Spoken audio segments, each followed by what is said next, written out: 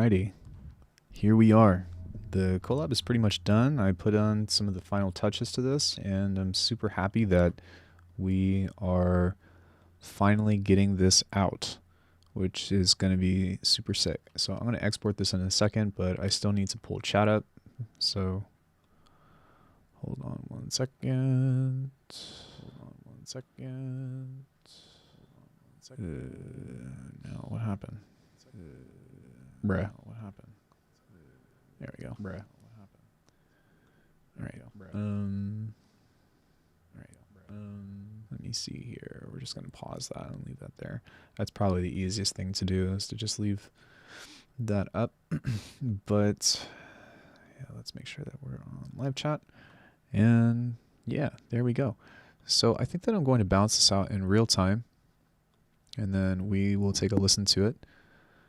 And then I think that we kind of put the final touches on this, and I'm pretty happy, to be honest. We did it. We did it. We did it. Yay.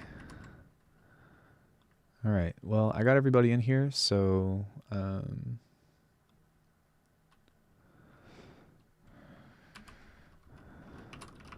let's get this bad boy out.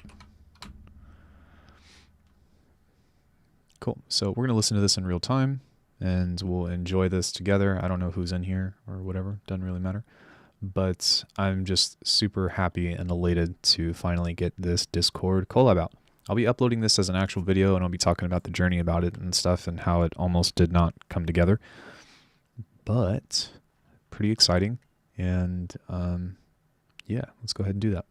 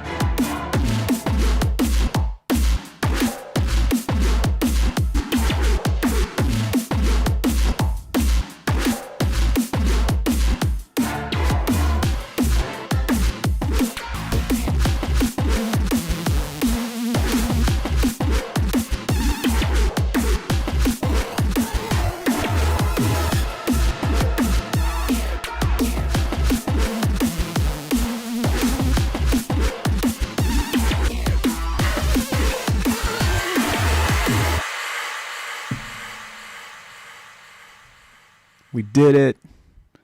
We did it. Can you believe it is done? Oh yeah. Yo, we finally finished the Discord collab. That was it. It's 25 solid minutes of your guys' tunes.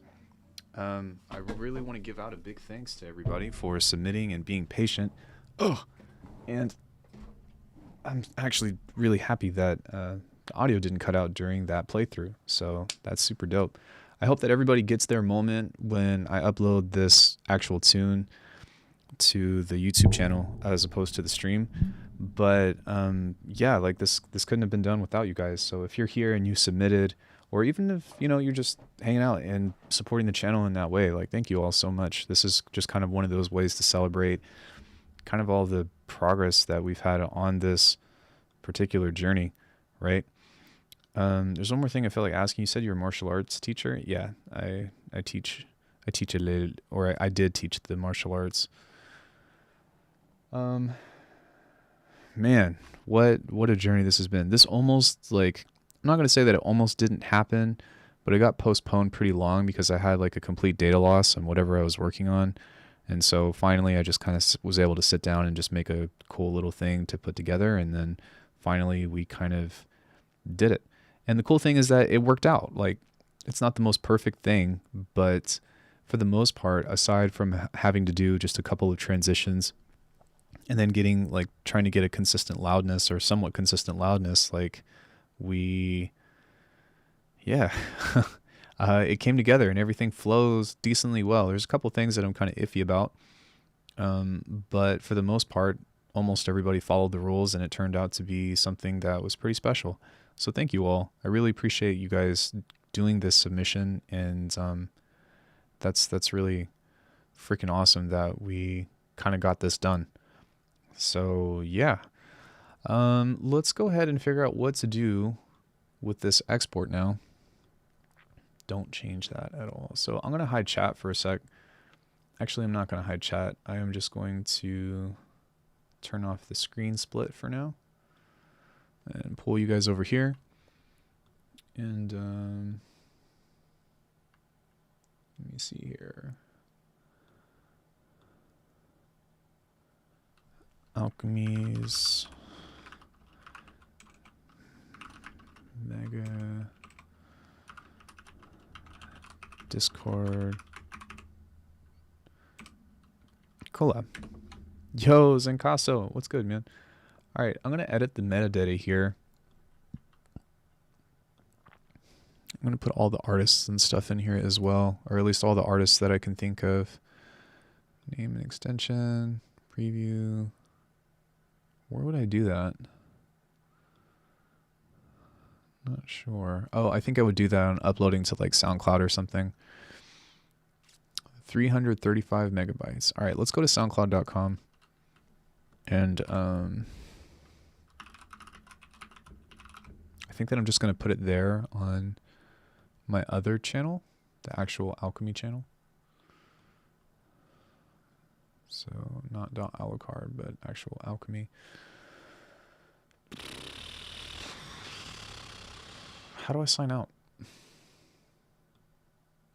Oh, there we go. Sign out, sign in.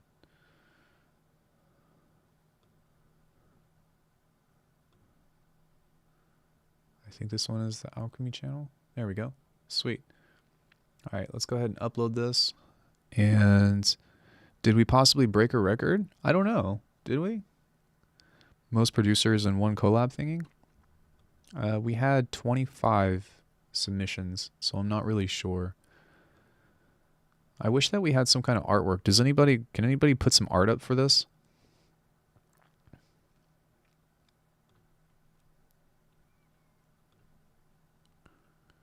Genre.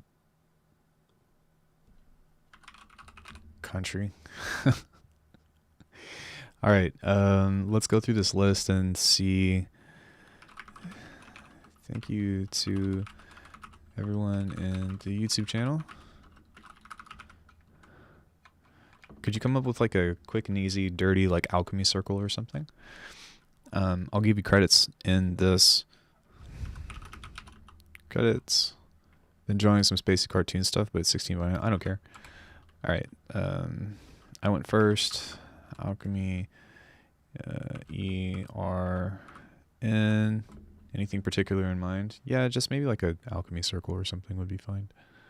I'm gonna pull this back up.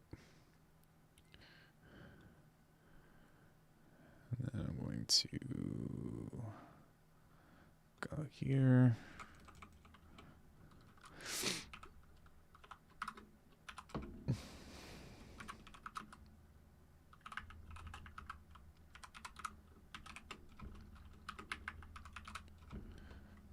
Okay, as low float. Zincasso. Dude, Zincasso, I loved your submission, man. It was so good. Leo.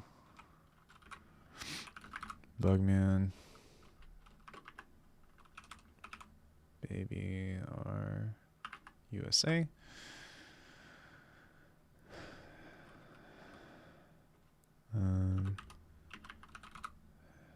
Hexagon emote. Alckemy featuring what's the title, by the way? Yeah, just Alckemy's Mega Discord. I still don't know who this is. I need to go and find who that is, but I'll figure it out. Snare. Pretty much yes. Earthwalker 1. Wait, after this I'm gonna put wait, was this between this person or this person? Yeah. Okay. That way it's in order.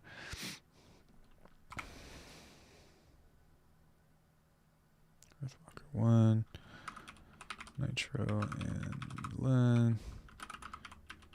Kimozabe. Dead broth.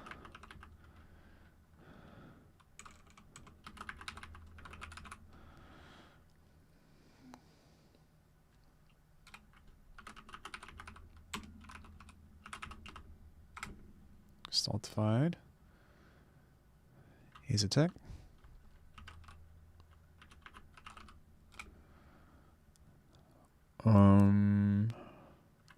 Polydose. Esoteric. Or Wobble Wafer.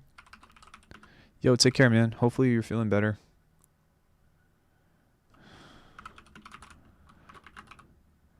I didn't get the notification of the stream. Rip. I don't know. I don't know what's up with that. I'm sorry. Nice. Do her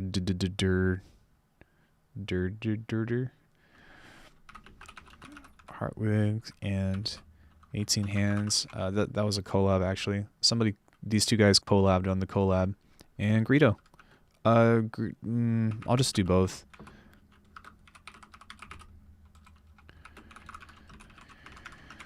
Wait, did I already say that? Thank you all for submitting. Yes, I did.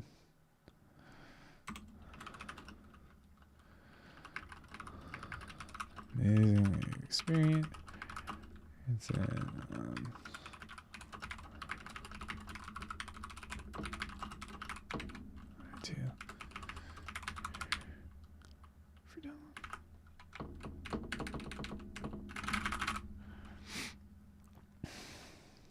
dope. All right. Okay, so in the metadata, can I copy this?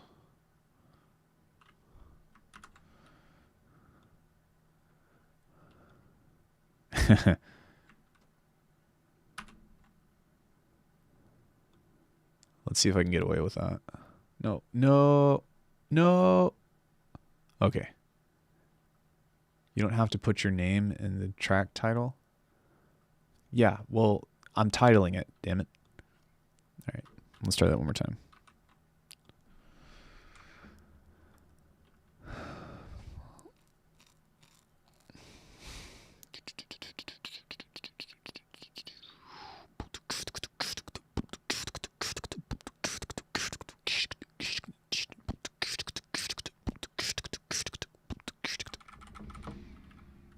go.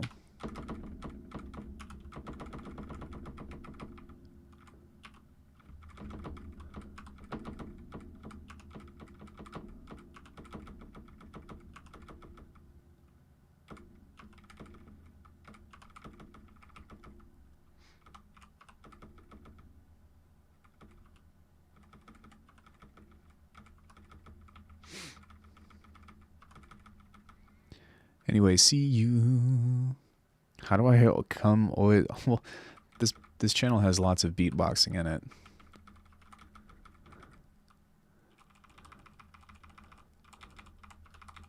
Every time I see 18 hands, which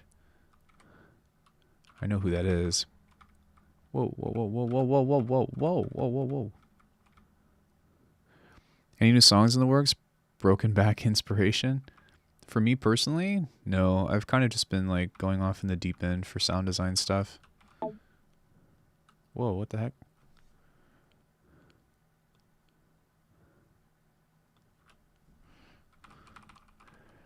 I'm hoping to... Okay, I think that's good. No buy link, no record label, all that stuff. Save. Let's go to the track, and then let's also edit. How do I allow public downloads? Permissions, enable direct downloads, save changes. Dope, it's done. You guys can, Deep End you say, sounds like a Discord name? Well, you know, pulls collar. No, I've been doing a lot of interesting things with sound design lately, and then like a lot of it has just been like really trying to focus on like my brand and thinking about what I want to do as far as like what kind of tunes I want to make, if that makes sense, and then also figuring out like how to apply a lot of these sounds. So I actually have made a lot of music that I don't plan on releasing, if that makes sense. Like this one was actually really cool, but it's like not what I would release under my artist name or whatever.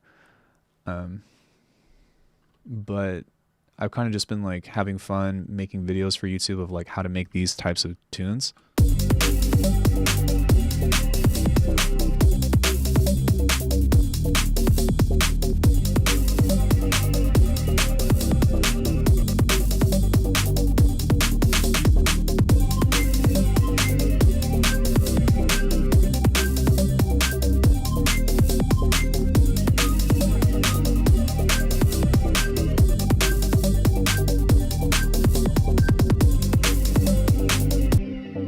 Yo, what up, Michael?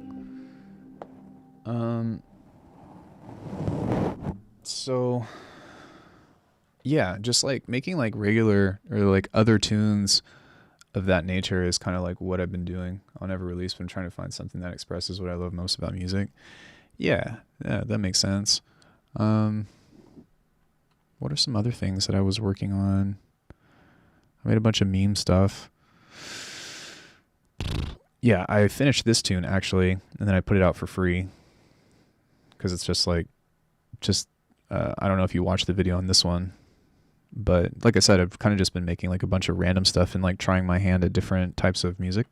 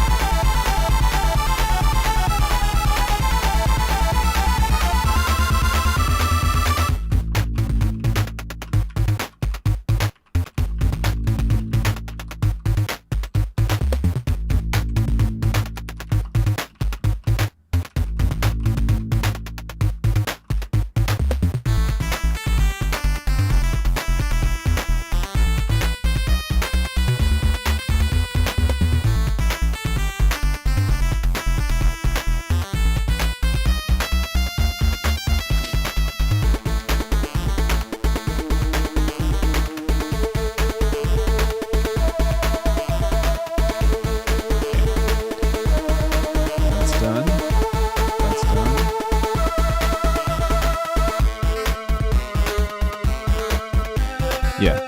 Anyways, that's pretty much the same thing. But, you know, just having some fun and kind of doing things of that nature. And then I also want to try some other genres and all that, and just also maybe try like different aspects of sound design that I might not have kind of like done before. Yeah, it was kind of like Castlevania inspired, like old school Castlevania, like especially like these parts. The no no no no no no no no. Wait.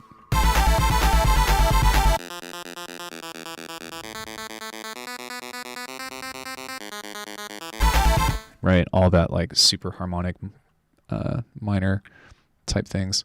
But yeah, I mean, as far as like actually just like making sounds and stuff, I was working on a few things yesterday after my power went out. Luckily, that's one of the benefits of having a laptop that has a stupid amount of battery life. But I've kind of just been like trying to put different things together in different ways. There was one that I made. I wish that this thing had a. I think this is just a sine wave, right? I want to say. Sine soundscape.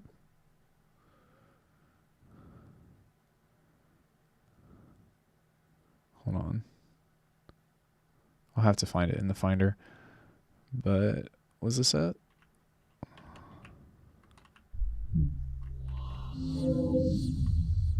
No. No, not quite. Let me see.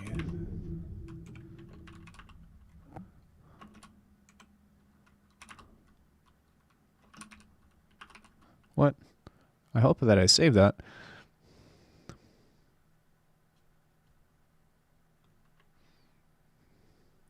Oh, it's just a... There we go. Okay.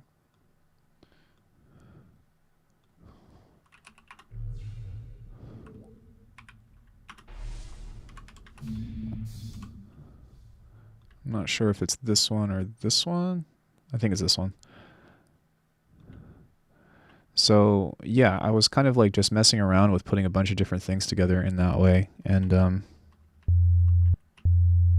by itself, it's just a sine wave. And then with these macros, of course, it starts to do all the cool, crazy... All right, turn the volume up. Back hurts. Okay. Yeah.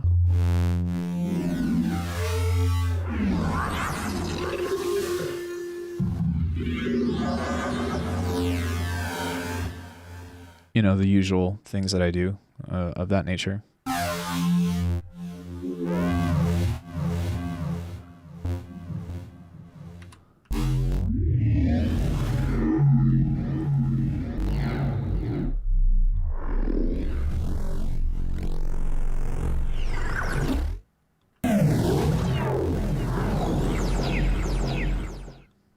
I mean, but at its core, it's just a sine wave. So, excuse me, by adding all that stuff, right, you kind of get some interesting movement in that way. Because I kind of wanted to make a video based on the idea about like not having to know so much about synthesis, but more so about like understanding how to stack effects and like investing in effects as like your toolbox, as opposed to buying more synths that only have like specific features. Because I think that if you're able to kind of understand or grasp that idea, then making this stuff is a lot easier to do. So let me turn that back down a little bit. My brother's still asleep. Oh, actually it's 2:30. Let me wake him up. I'll be right back, guys. Hold on one second.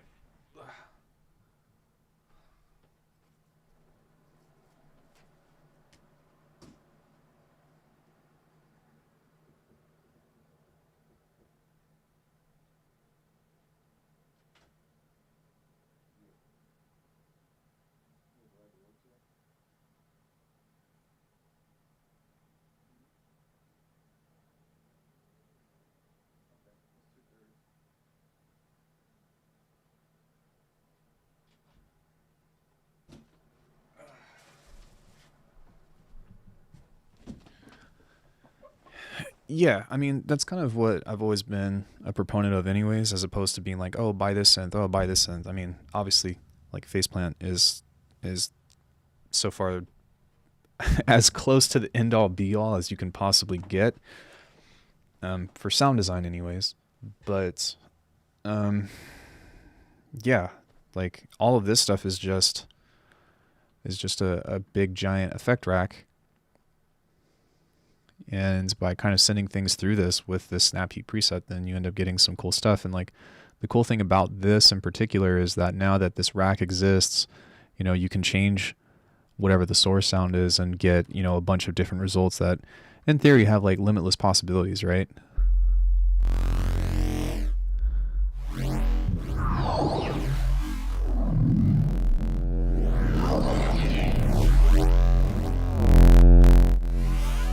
So that's pretty cool.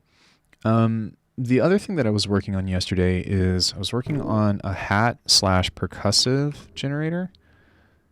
Ow. Hat maker.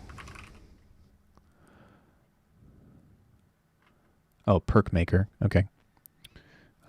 Where this one in particular has a lot of different things. And so like at first I like it's got a lot of different tricks in this, but it's got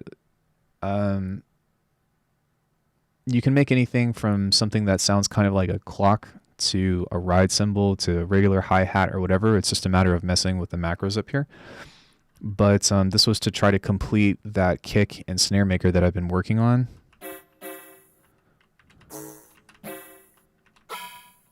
But by kind of messing with some of this stuff, you can get like a bunch of different results for percussive elements.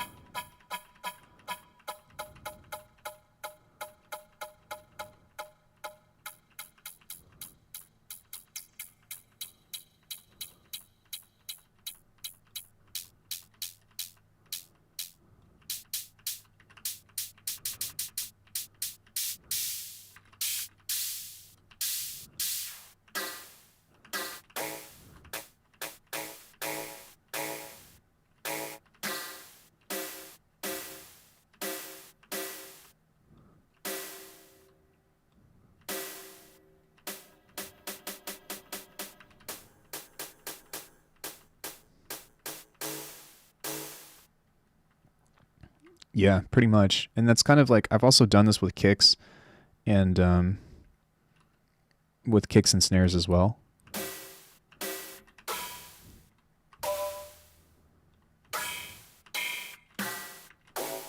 But I really like how that has like some really cool, you know, pretty much like there's a ton of options in order to get stuff out of this. And then you can always change the waveform if you want to change like the metallic aspect of it. But it's kind of designed in that way. The kick and snare maker. Hey, Ocelot. Alckemy's kick maker. There we go. So this one's really cool too, because it's kind of in the same way, right? So if you were to turn all this stuff off,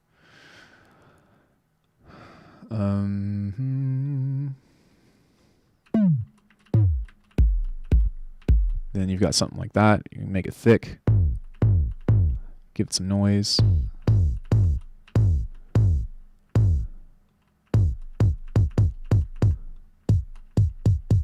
Change the timbre, change the pitch. You could slam it.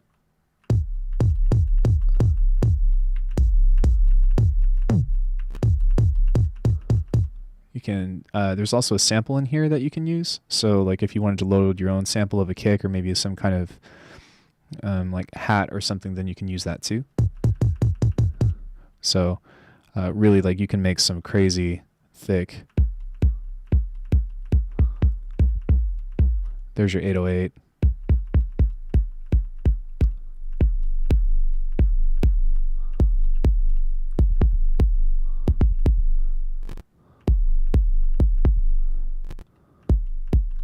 Yeah. And then this is like drive by pitch as well, so yeah, there's a lot of stuff in that. So there's also the snare maker that I've been working on. Alckemy's snare maker 2021. This one's pretty cool. So it's kind of the same idea where you've got like you've got a fundamental, you've got an FM group, and then you've got a little bit of white noise on the top. So I don't know what this is going to sound like off the top, but oh yeah, this one gets thick.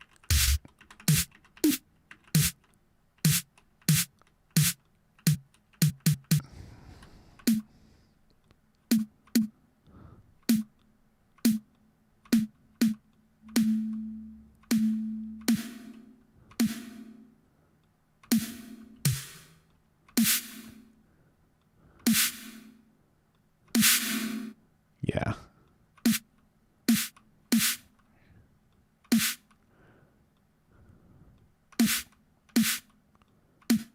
So, like, there's some really big smacks and stuff that you can get through this just as like a fundamental layer, you know?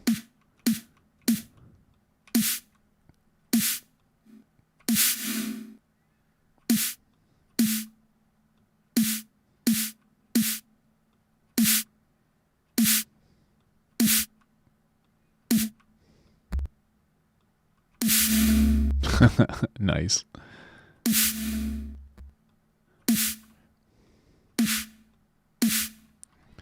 So yeah, this was kind of designed to like give you like the hardest hitting things that you can. And really like the philosophy behind these was more so just for the same way that I make kicks and snares within Bitwig in its own right, but how to do it within just Faceplant on its own. So you can get some nice like smacks and doofs and stuff just by kind of abusing the macros that you have here. But it can also like be like really simple, like short, stabby percussive things too, right? So you can use that as a fundamental or so, and even, right? Hey Harvey, what's good, man?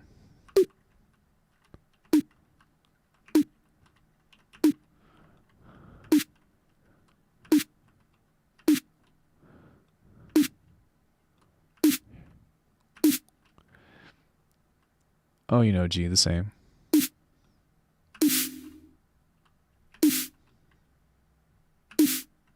So, and because like you can play that follows the pitch as well, it ends up working pretty well. That snare sounds so nice. Thanks. Yeah, I think I'm trying to think if there's maybe like another percussive maker that I want to do within Faceplant, but I think that what I'm going to do is I'm at least going to have these three disco toms. I thought about making a tom maker, but I kind of feel like you can actually get those toms through, what's it called? That you can get those toms through that hat maker that I have. That's why I call it percussive maker, because it just kind of makes it really easy to get, well, stuff.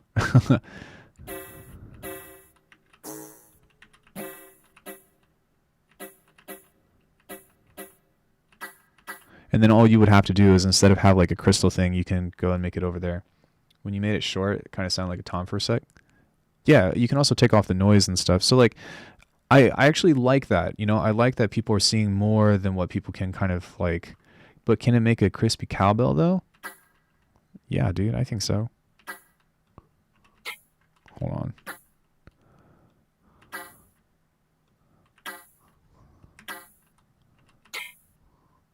Just gotta find the right.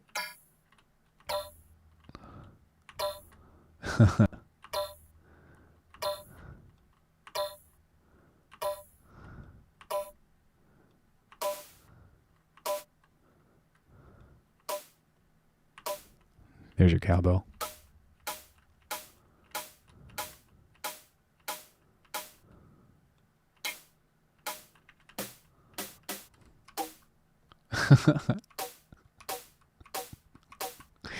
I kind of like that it kind of sounds like kind of clockish too, though, you know?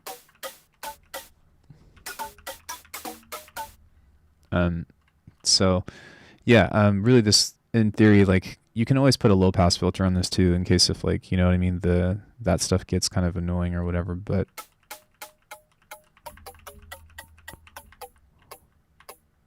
there it is. But yeah, you can make rides with this. You can make hi-hats with this. This one is probably the most versatile out of all those three patches, but I'll probably like bounce out some samples and stuff too and normalize them and do that. But that's kind of the next pack that I'm working on, is I kind of feel bad because it's only 3 patches, but at the same time, like the versatility that you can get just from this, and in theory, like it's boosted pretty well, so you shouldn't really have to do a whole lot of post-processing after that.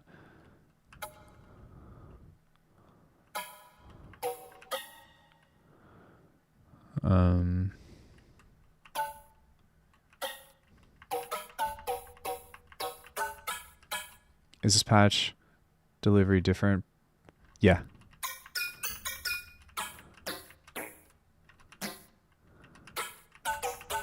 Yeah, it reads pitch, long story short, so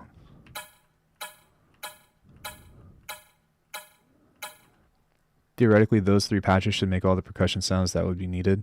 So like very high would be hi-hats and mid is snare. No, for this in particular, this would be like it follows pitch, but you would use the macros to kind of shape what you want. So if you want more of like a hat or something, you would use something like this, like the high pass, to make it more hat-ish. And then maybe turn that off. And then you can kind of shape the timbre of the hat with this. Then if you want to make it more kind of ride-ish, then you can add in a little bit longer of a decay and change the metal timbre. Maybe a little bit more. And then you can add in like the stereo aspect.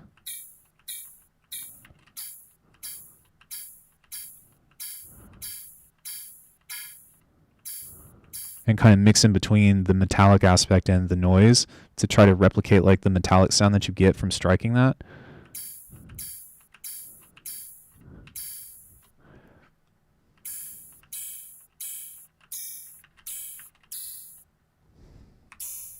So, I mean, it's just kind of something, you know what I mean, to get you along the lines. But I agree, and that's kind of what I'm aiming to solve, is being like, all right, well, here's a way that you can, you know, just get some drums super fast, bounce them out that sound decent, that are probably going to work pretty well together, and then, you know, get up and going with your stuff.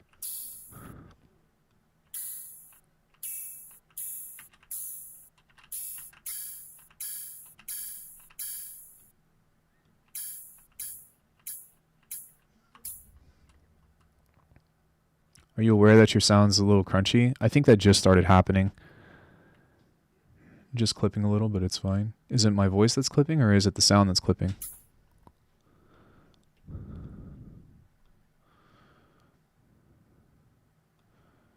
Does he though? I didn't notice.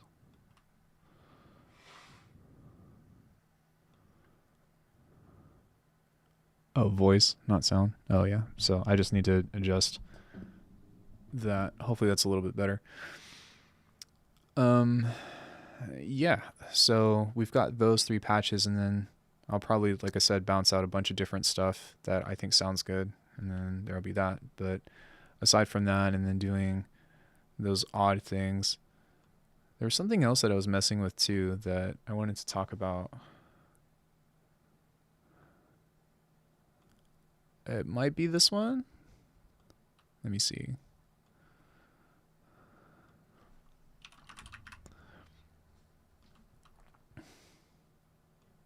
Oh yeah. Okay.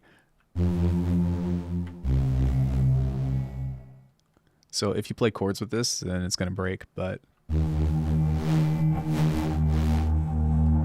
this one was pretty cool.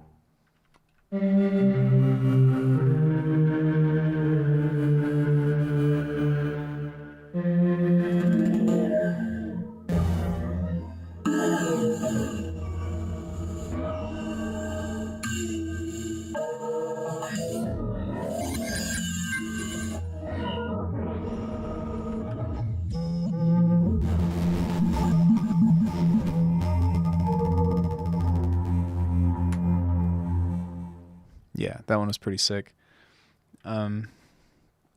But if you play like some kind of pad with it or whatever, then it will just like destroy it, or some kind of chord.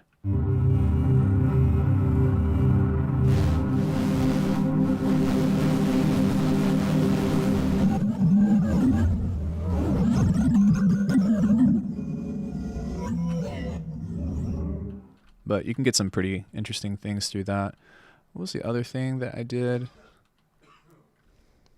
And I did most of this stuff yesterday, except for the kick and snare maker, but all this other stuff that I'm showing you I did yesterday during my blackout. Somebody ran into a pole and destroyed things. Okay, Possessed Washing Machine. So Possessed Washing Machine was actually one of the first tunes that I released a long time ago. So I thought I'd just kind of bring that back to be cheeky. Sound is okay though, guys? Is it?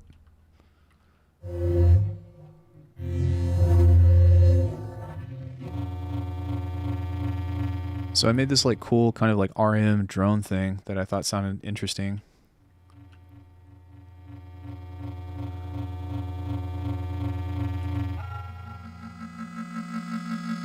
And then I added a saw stack onto it.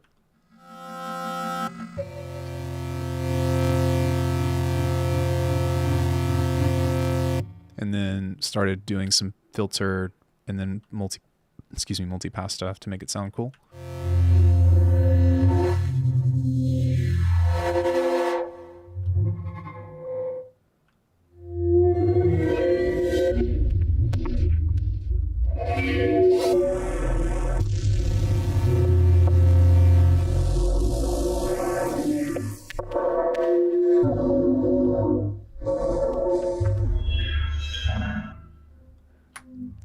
So basically, if you wanted to make like haunted, creepy sounds or whatever, then this is a great way to do it. I actually like this one a lot. It's pretty cool. There's another one that I made, I think yesterday. Let me go back and figure out. I have to recall. I've got so many of these damn patches that I'm just like, pretty soon people are going to be like, generators are played out. But I don't care. I don't care because it's fun. This is like, the reason why this is so fun is because like you get to combine all of the tricks that you can think of in sound design, kind of like in one patch and see how they kind of just mesh together and then slowly start to take things away and pick them apart. Oh, I think this was a bass type sound. Yeah, all right.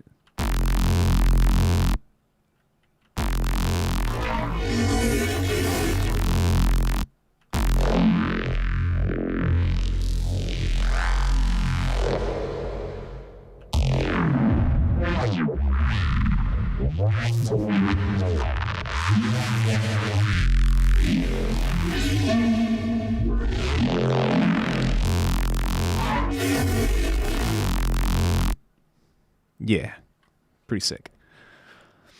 So that's kind of like where I've been at with sound design and stuff. And like, while I think that all this stuff sounds really cool, and I've been having a lot of fun making it, part of that process is also trying to figure out how to use it in context and make tunes based off of these, you know what I mean? Off of these cool like characters that I feel like I'm creating. So tackling the drum aspect of it, tackling the sound design, soundscapes in different ways. Like really the only thing that I'm waiting for phaseplant on now is just granular. That's the only thing that I think that I might be missing.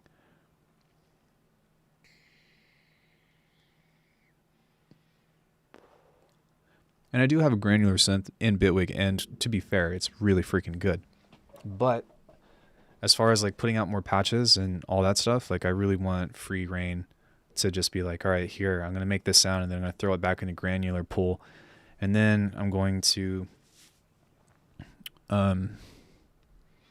what's it called? Do things. And then I'm going to freaking, man, what am I trying to say? Resample that and then send it through the new effects and stuff again, right? But yeah, it's been really interesting to me, and I've also kind of been focusing more so on making like racks for multipass and snap heap, because now that like I've got all these like things set up, it's a lot easier for me to that's fine. It's a lot easier for me to try to experiment with these new ideas because I don't have to go back and put all these racks together again, and they're just saved as easy presets. So like I'm even kind of like playing with ideas of taking something like a drum loop or something and that didn't do what I was hoping it would. Changing the start of this And then kind of just randomizing this in such a way where like you've got the start and you can randomize the length. And then maybe do one more, change the offset here.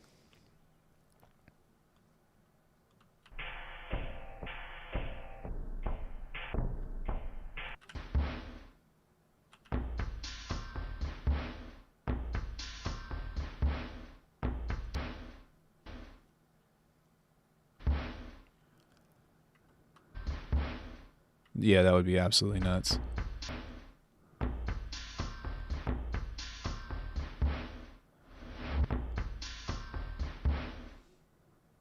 Okay, sorry.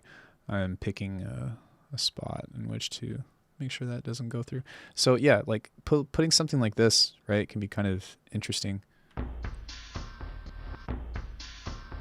Right, so like something that you can do, which I'm going to do a video on this, one of those short videos, which I hope that you guys have been enjoying this, by the way. But if you pull this at 100% and pull this here, and I think you take the delay down. Yeah, then you can create kind of like that cool pseudo flanger sound. So you can kind of mess with that in that way.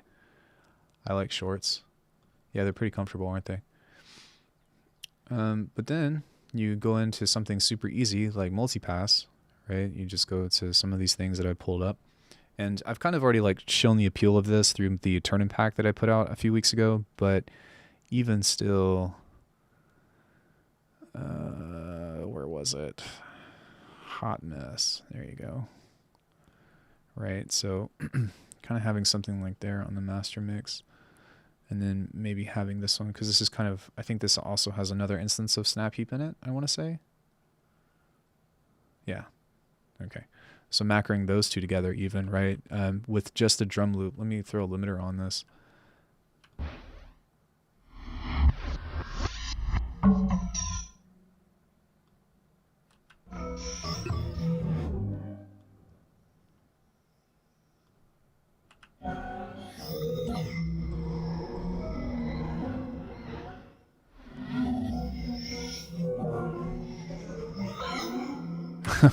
I mean, right? Like, it doesn't get any cooler than that.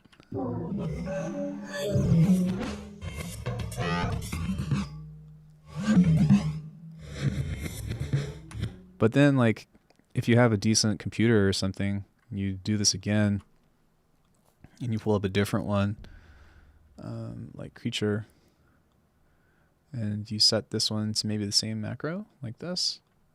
Then you start messing with these two, and you're playing between the mix of these, and you start getting really interesting combinations between these like large effect chains.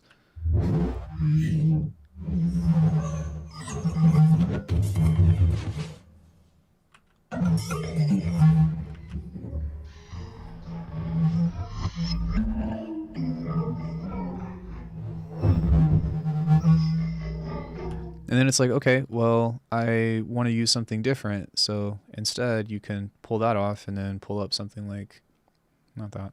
You can also do effects in there too, which I usually end up doing, but you can go to like Snap Heap or something. And then pull up something stupid that I've made. Doesn't really matter what it is. And just chuck it on there and see what happens. So I've got Creature 1. And then set that to here, like so. And then now you've got a whole different rack of effects to play with.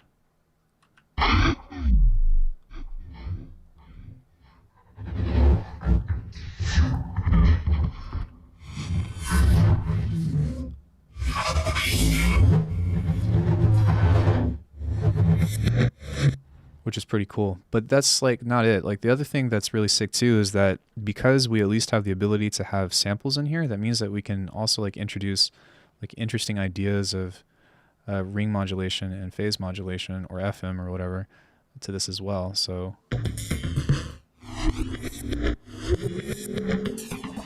you can kind of set this to kind of an arbitrary harmonic or so. Okay, that's actually really cool. So maybe what we can do is take this and slowly kind of like dip that like that, and just maybe slowly pull that so that way it moves and jitters a bit as well. So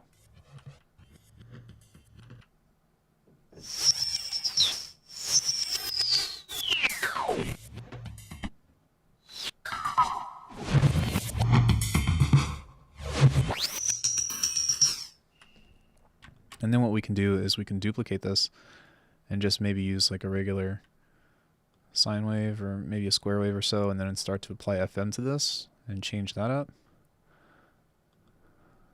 So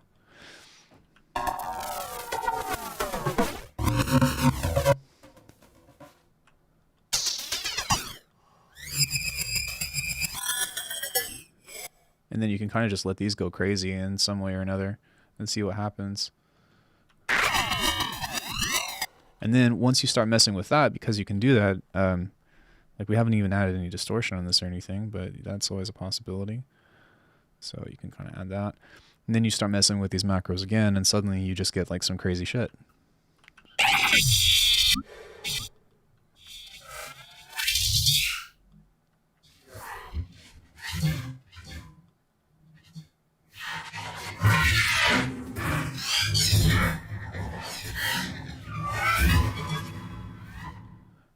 Let's see, what we can also do is take another chorus and we can try to make this sound pretty cool. So we can take this down, pull that down. And then we can grab another one of these, like so, and do that trick that I showed you guys earlier. And this will kind of make it sound like it's spitting.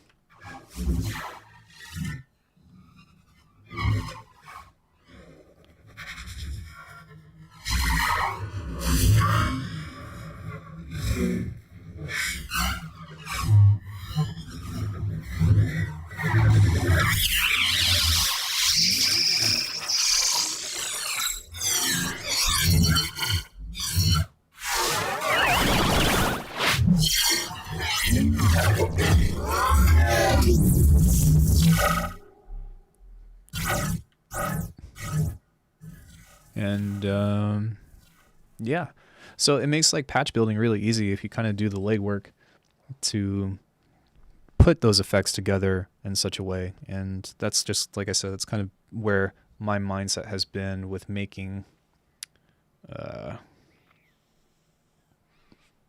things like this, or sound design in general.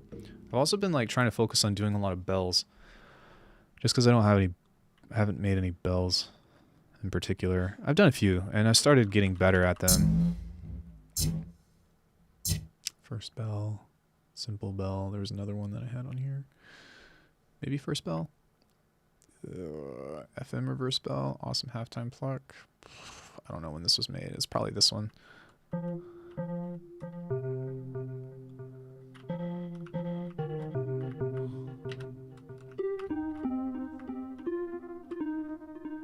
No, it was another one. Let's see here.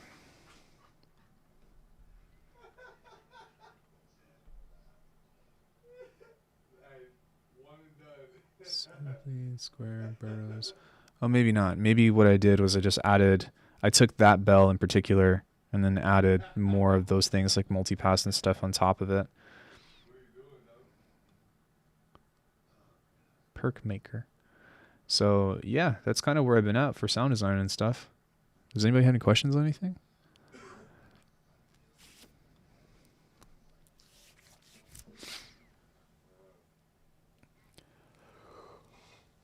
Oh.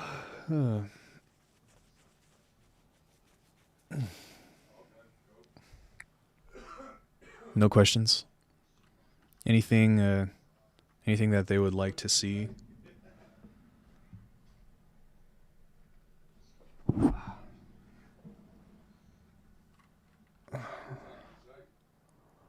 I wonder, okay, well, I'm going to wait to see if anybody has any questions, but in the meantime, I'm going to go new. And I'm going to take one of these. Boop, boop, boop, boop, boop, boop.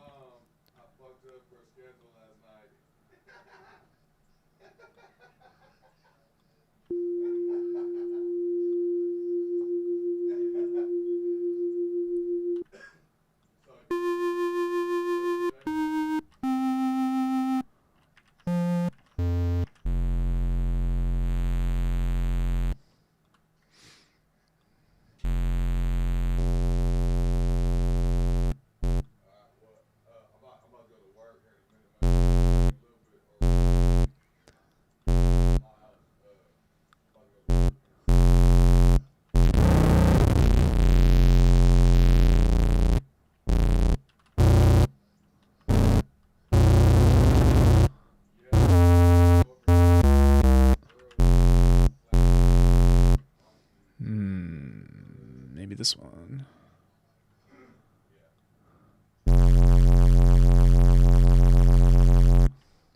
There's a Blade Runner type of siren sound. I'm curious as what it's made of. It sounds like a pitched feedback of a guitar tone, but I think it was made from saw waves.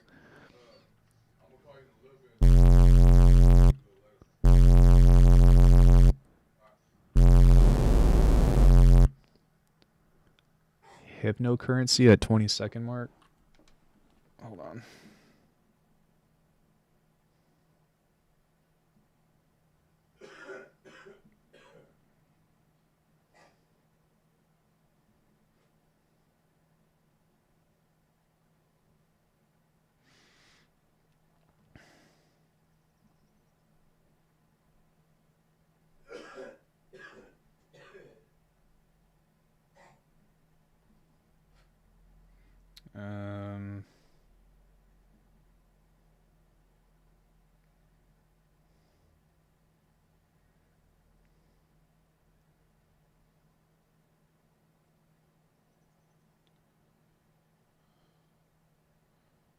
Let me see.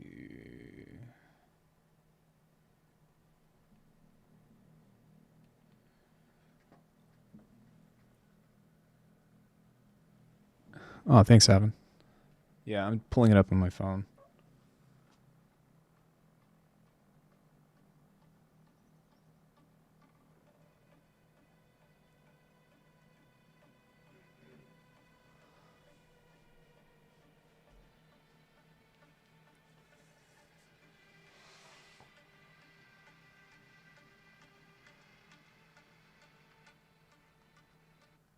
Are you talking about that pluck thing? The dope, dope, dope. So the way that you would make that. Oh, that one?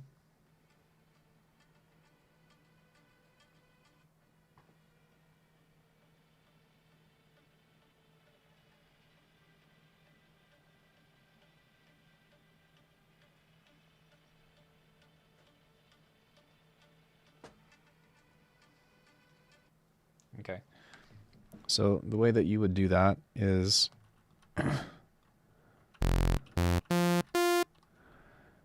you would go here, and the first thing that you would do is create a supersaw. Then you would, yeah, we're gonna do that too. You'd filter it out, maybe with the bandpass.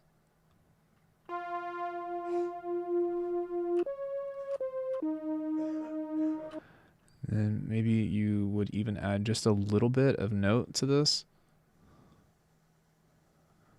Set the polyphony to 1, turn the legato up.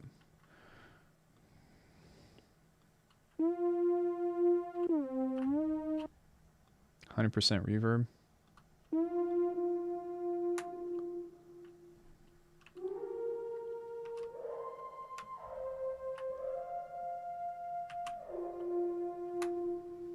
Sound close?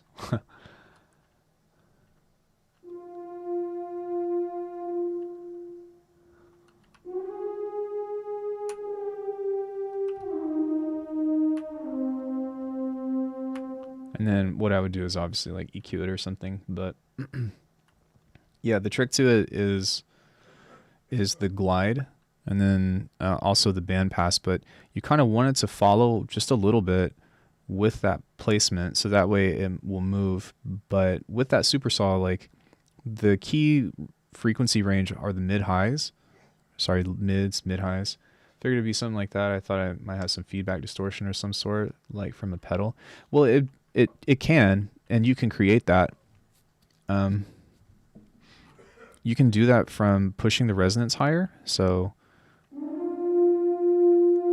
that'll give you more of that woo. But you can also, like, I guess you can like do some crazy resonances with a comb filter or something if you wanted to.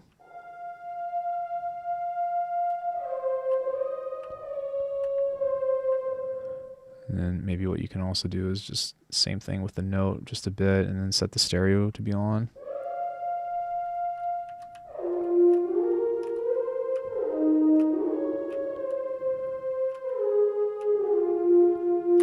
I mean, technically you can send that through. I would probably put the reverb last, but I mean, who's to say that you don't try something kind of like an amp or whatever? But the key, like the important thing is to try to find the source, right? You find the source first and then you add the character. At least that's kind of how I try to reverse engineer things. Deep heat bass guitar. See if there's like a lead guitar or something. Yeah. All right.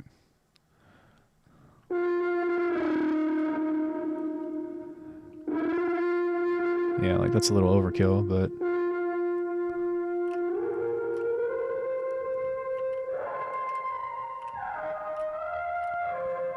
yeah, you can definitely do something like that where you throw that over the top, but you were on the right track of that thing. What was this tune called?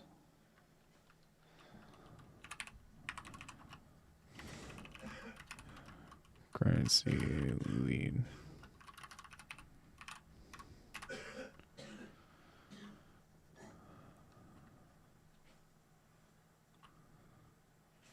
I'm feeling generous today, so let's pull up the Discord. Free stuff.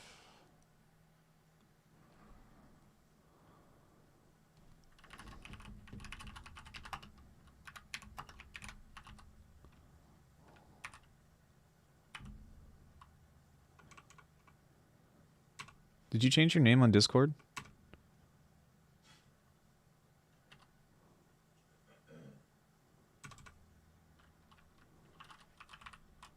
Whatever.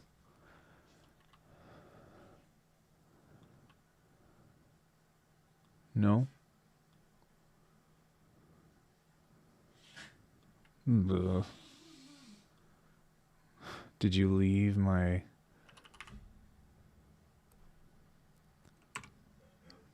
You're not popping up.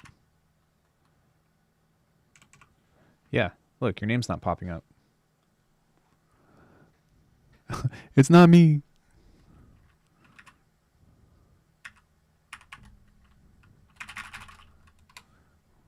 Anyway, it's there. So, there you go. Free stuff.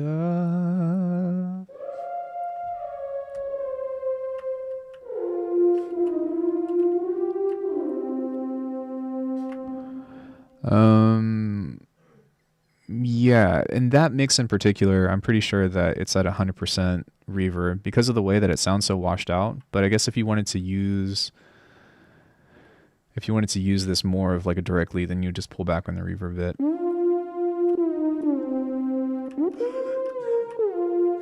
And then you can also try to change this into a guitar if you wanted to by changing it to a square. But what I would maybe do is...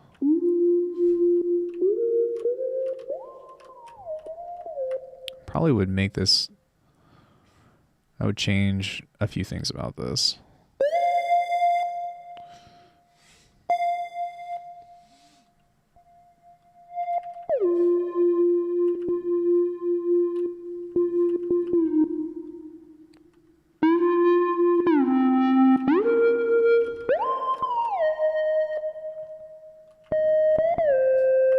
There you go.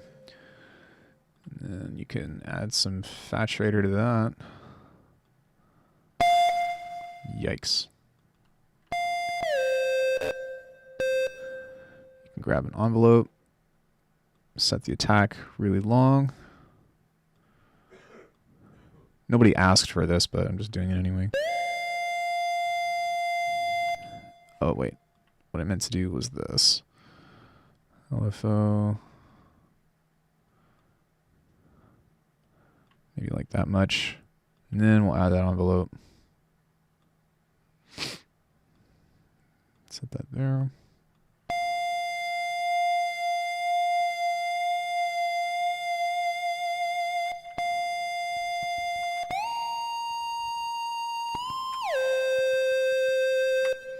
Yeah, so you can kind of create something like that. And then if you want to make it more guitarish, I'm going to turn this down a bit.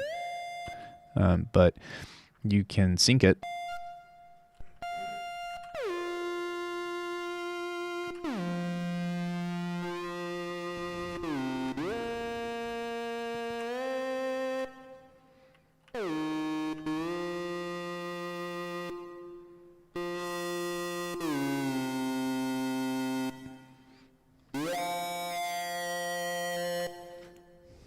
And you can also set that to be something like this too, to where it doesn't have sustain, but maybe like a long decay. And then you can set this to kind of have a little bit more.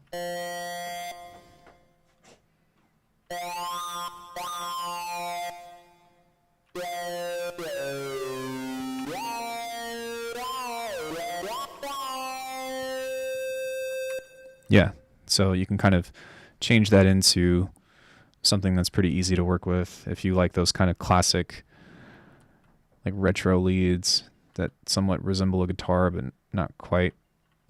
You know what I mean.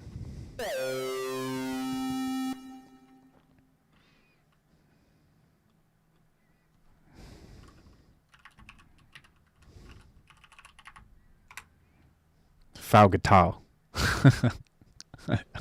I don't know. Yeah, or that's, I guess, like the classic like Daft Punk thing, right?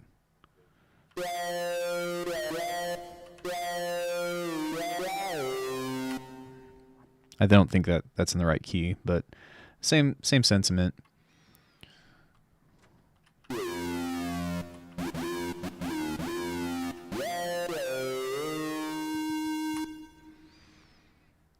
But sometimes some things that are cool is to like, if you want that to like change over time or something, then you can always add in like another either wavetable or oscillator or something and see how it sounds first. So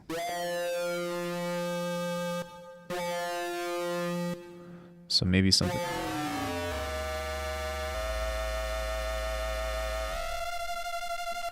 And then what you can do is kind of the same idea where you maybe duplicate an envelope like this and then throw something like that on there. And then maybe give it like a longer attack. Or you can give it the sustain. And then you can kind of mess around with this to create whatever it is. That's pretty awesome.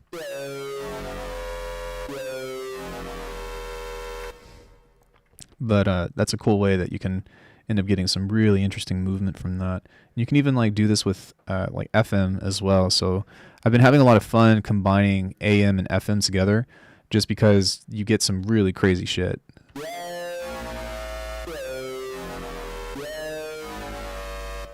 And then I guess if you want to like tune it, then it would be like that. And that's unfortunate. It didn't quite give the same effect. So that's part of like AM as well, is that like you can't just go by like the regular tuning of that. You really have to kind of try to break it in that way. But if you were to potentially turn the reverb off, then maybe what you can even do is like create like a cool lead to bass thing. Sorry, not with a delay. Yeah, you could use a delay too, but I've been really, you can do it with a ring mod or you can do it with a chorus. I've been having a lot of fun just messing with this idea a lot lately, but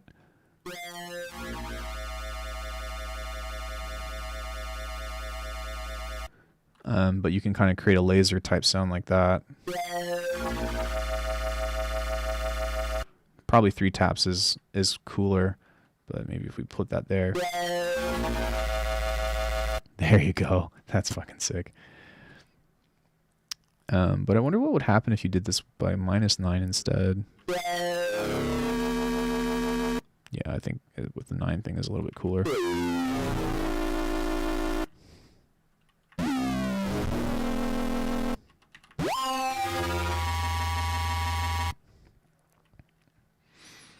So,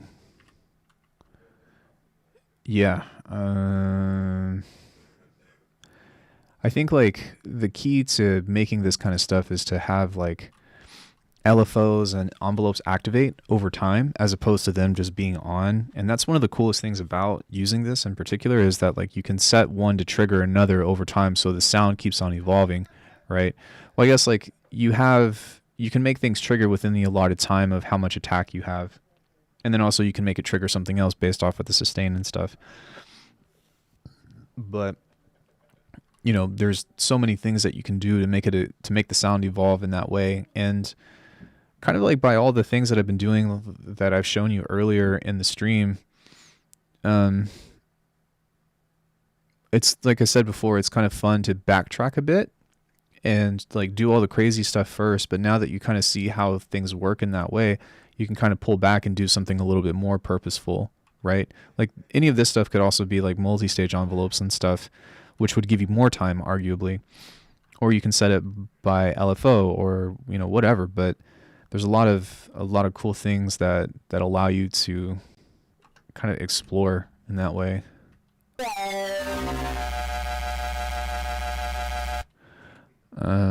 Like I even wonder what would happen if we duplicated this and then threw that into here. And maybe not so much, maybe like that much, but then we'll apply the same envelope. Yo. Yeah. Okay. You have a ride? Yeah. Okay. But by applying this here, wait, did I do it? Yeah, I did. Then you can kind of get even crazier timbres and stuff. And now at this point, it would be to try to make this seem like as heavy or something as possible. And then like, what would actually happen if we...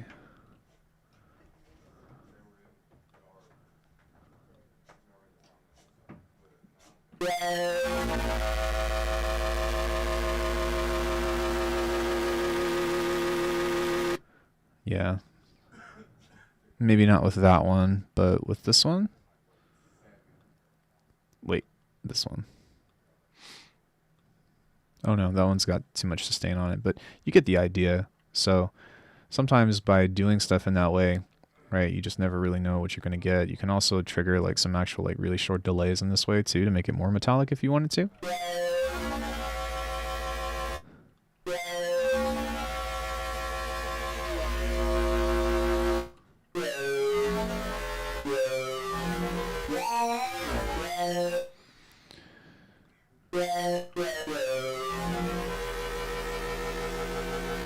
And then like you can even set those to trigger over time with your envelope and stuff. And yeah, there's a lot of stuff that you can do that's really fun just in the means of like trying to play around with leads and all that. I did that one tutorial on like a speed run of how to make a lead, and it seems great for melodies. Yeah, I did that one tutorial, but that really kind of like covered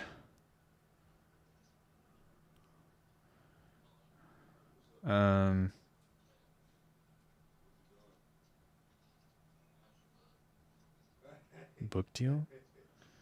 Huh. Yeah, and like then like, but it's cool though, right? Because like you can apply all this stuff into like pads or anything as well, you know, so you can just as easily set this to have like a really long attack like this. And then pull this up a bit and then maybe switch this over to a different thing, maybe like a triangle or so.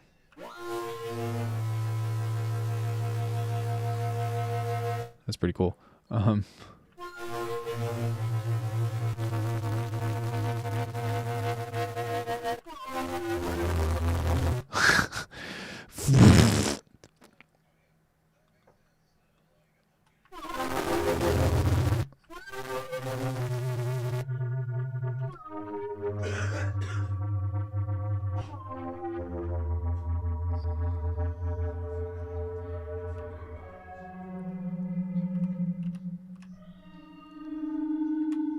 But just as easily, we kind of switch that over, right?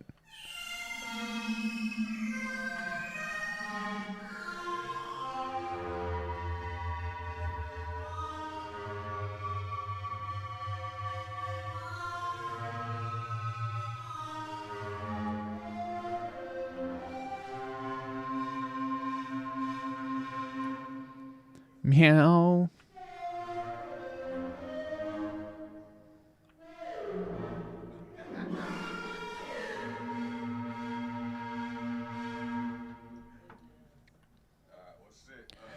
Yeah, dude, just cut it. And then like you can the thing about it though is that you can always reverb this and then cut the low end, or you can like mix it or force the low end into mono, right? Like a lot of times with my basses I actually have reverb on the entire signal, but I just have it forced into mono at the bottom. But I don't usually use that for a consistent sub. I use that for movement or like effects or something. But at the same time, it's an option. Yeah, I do. Like all those presets that I just did, right? And sometimes like that actually makes things sound better.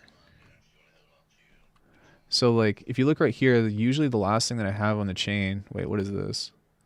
Oh my god.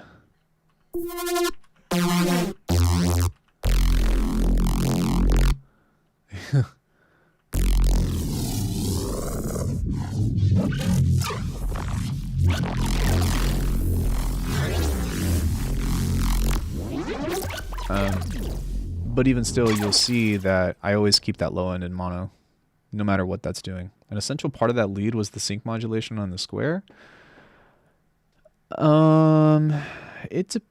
Maybe it depends. It depends on like what you mean by the essential part, right? Because if we back up a bit,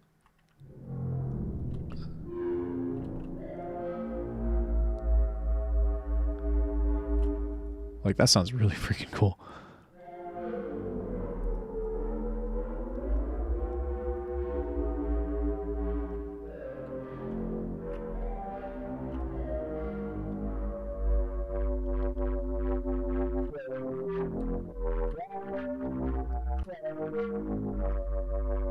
Dang, that sounds awesome.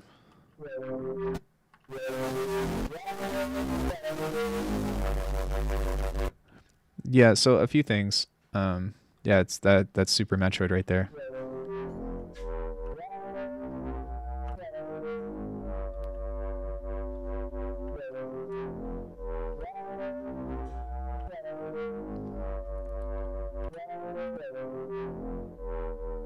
Yeah, I might even save this as like another instance of that just because I think it sounds so good. Minus the delay, maybe.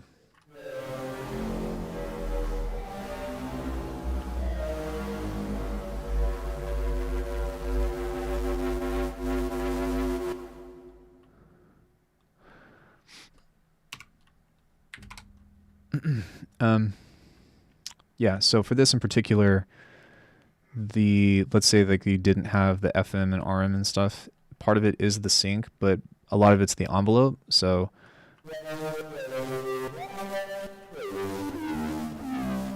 and then part of it's also the band pass as well, and like you would want that to be kind of, oh sorry, I think it was meant to be a low pass thing.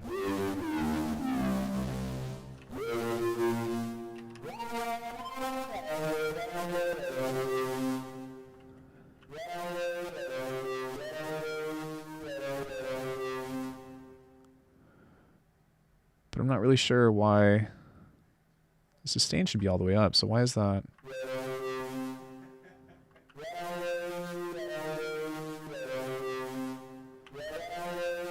It's probably from these doing something.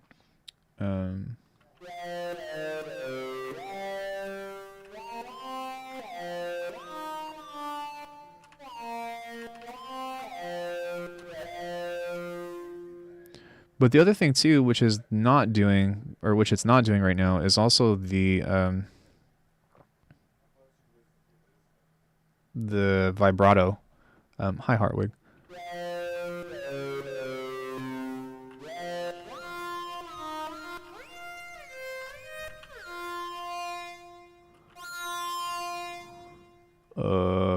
That's got to be from this. Other than that, it's a bug. But that shouldn't be dipping in the volume like that.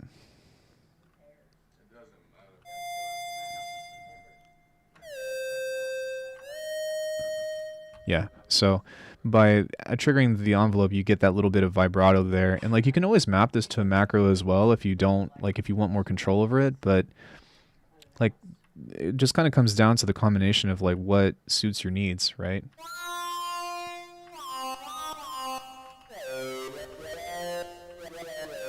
But I'm a big fan of whatever we just made here.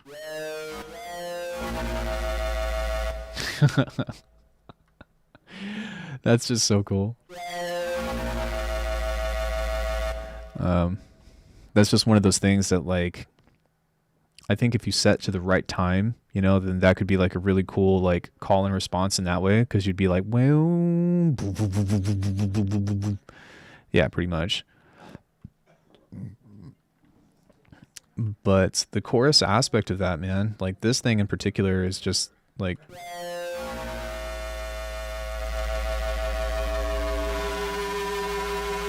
that really does a huge number on like creating sounds like that.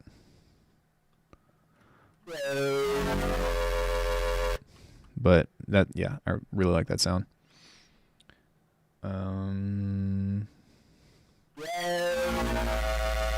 Okay, I was making sure that it wasn't just the LFO. So the phasing before the distortion is great. Yeah, I agree.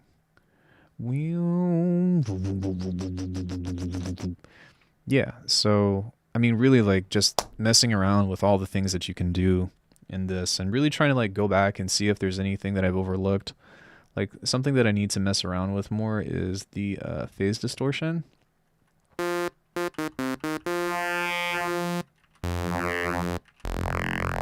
Like there's a lot of potential behind that. Just in the way that it sounds in that way, kind of nasally.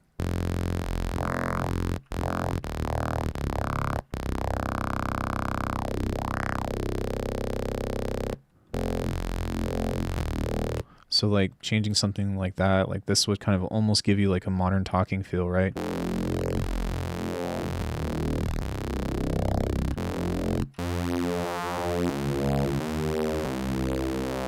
So maybe what you can do is you can set these to a different macro like this, kind of like here, and then maybe change the tone downward like that.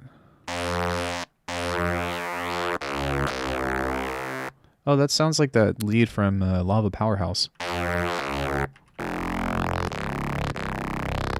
And then what you can do from that is like kind of just set up your macro to kind of follow along the same suit. So if you were to do something like a notch filter, like so, let's say you just wanted everything to line up in that way. You can kind of do something like that, maybe, and start from there. Then you'd add your randomizer and grab something like that.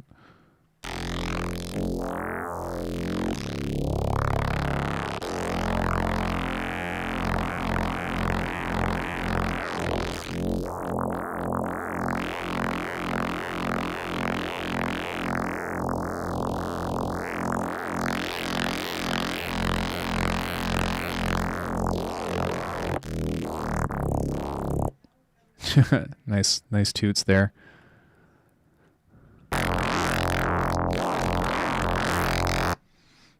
Get something like that, then you can kind of, I think I'll just let it run and see what that does.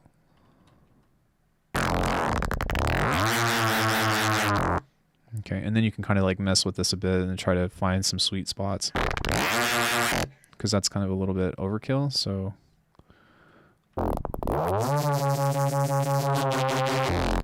And then you can also mess with this. That doesn't really do anything that's noticeable. This will stereoize it, but that's not really useful in that way. But excuse me. You can turn the delay to here, I think, and turn this down and turn this up, and then you can mess with this. So you can set that macro there, kind of do something like that.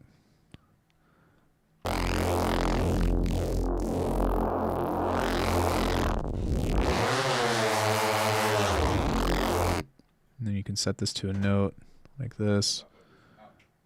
Set that there. Set that there just a little bit, and then set the root note to F. Yep.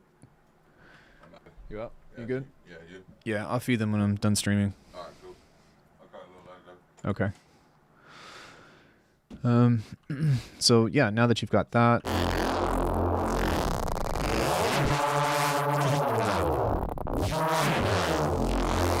which arguably doesn't sound that great right now, but if you were to do something kind of like this,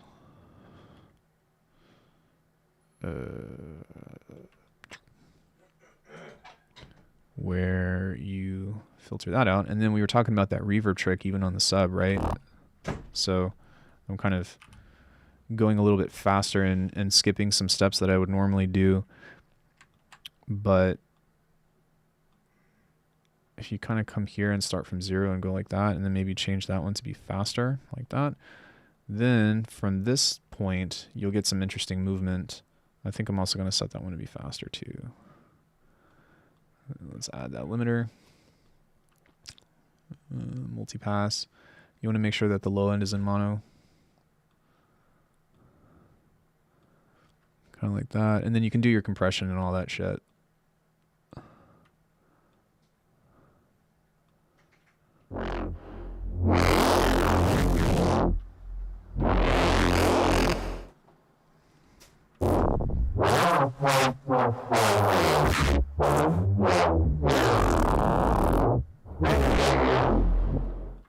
So maybe not so far, but maybe like there.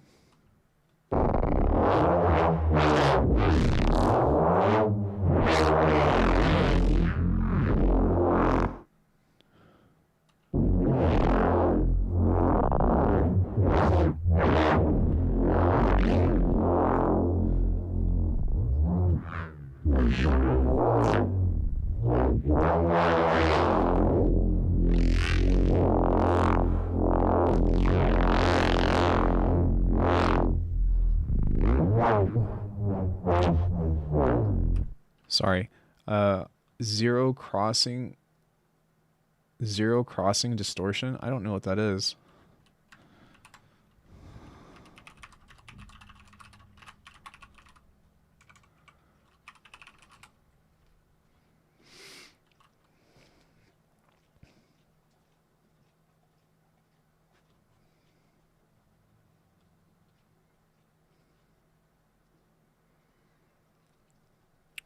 Input distortion in the vicinity of input voltage zero crossing and single phase power factor corrected PFC AC/DC converters is analyzed in this paper. The key result includes a new model that relates to the input paper. Okay, so it's a research paper. So I can't read that because I got to sign in.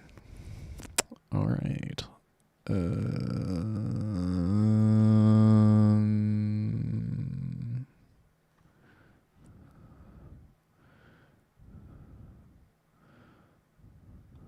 Let's see if I can read this. Oh, it's the same thing. Damn it. Okay.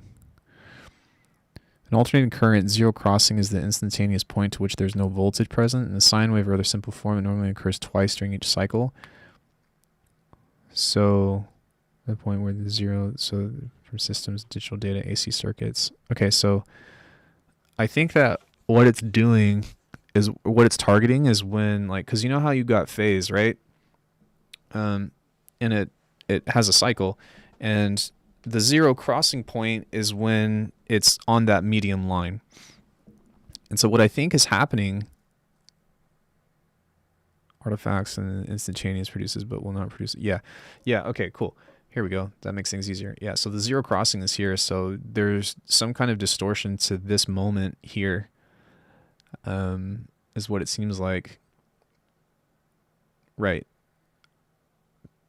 So the distortion of perfect silence is confusing me. Okay.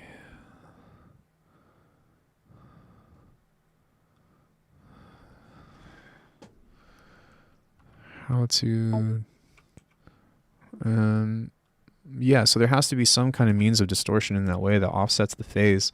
Like, for example, I think that, like, if you were to move the zero crossing, right? Because, like, we're kind of assuming that the zero crossing point, like, let's pretend, like, you know, here's our phase line across there. Actually, you can see it. It's hard to see, but it's that kind of shaded blue line or whatever. This is a little bit easier to see. So it must be analog distortion of some sort. Yeah, it's definitely an analog distortion type thing, I imagine. But what I think it does, or maybe not, maybe it is digital, but what I think it does is it rotates that point, or offsets the phase in such a way that, like, you think, or maybe the cycle thinks that it's supposed to be, like, reaching the zero amplitude, but if you shift the phase over, And I could be totally wrong, but that's probably my first implication. Yo, what up, Optic? Welcome, dude.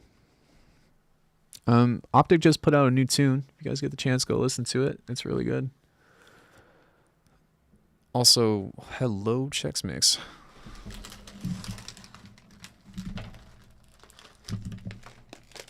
Hello, Chex Mix.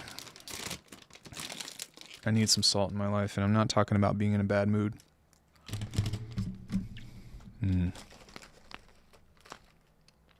Food is probably a good idea. Yeah, I haven't eaten breakfast yet, so I haven't done that. Optic, I'm taking sound design requests, so hey, thank you, my brother.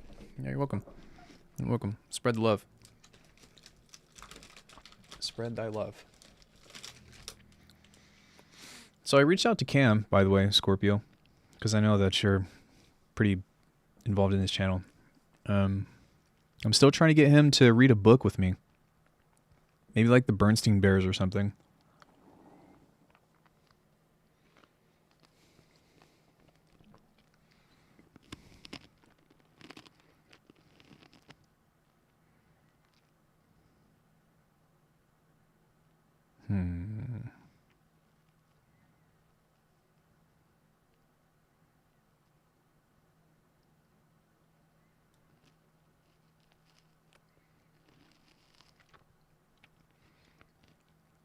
Read a manual together.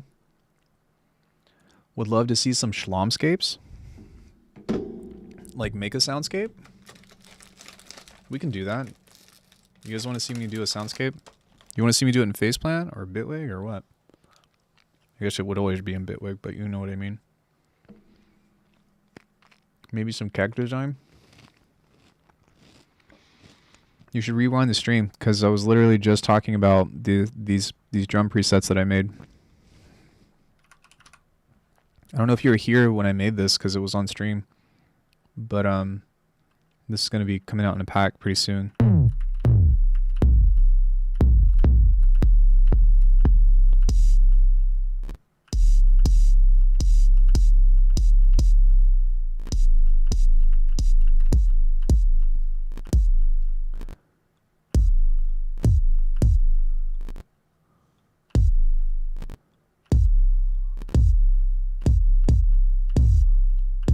So, yeah, I got it. Hey, Alpha, what's good? Yeah, so there's a super kick maker coming out with that.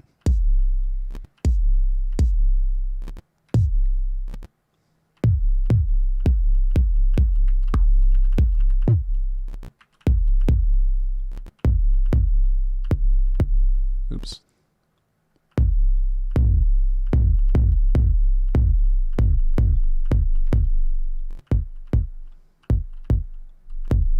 And I did that for snares and stuff too, but I pretty much did the same processing that I do in Bitwig, but kind of applied it to that.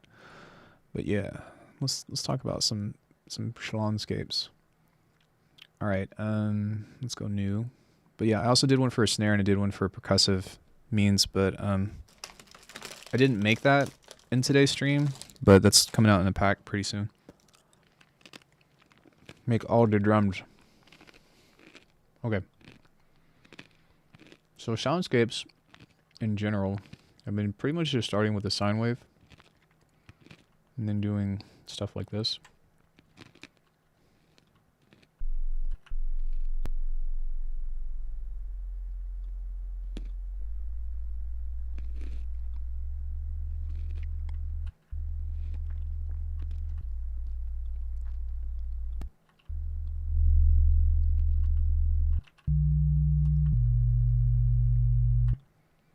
Ding dong.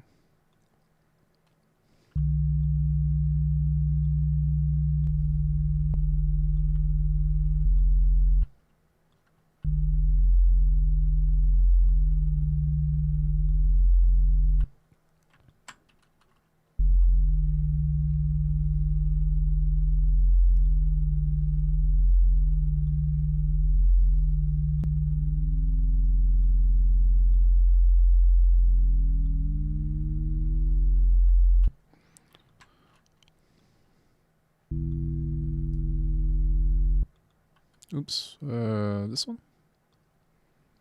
There we go. Then we can change this one a bit into something different. Like, doesn't really matter.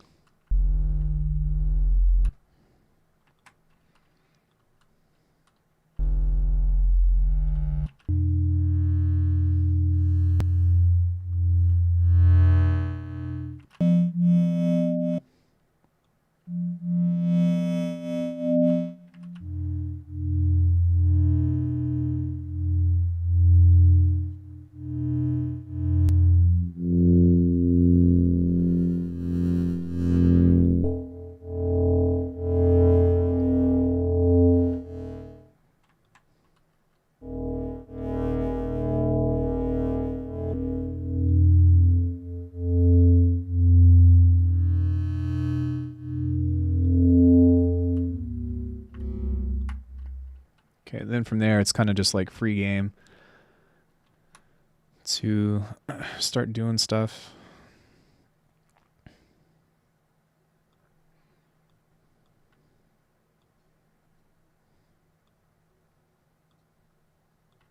Oh, you know what I might do is I might add some shimmer on this.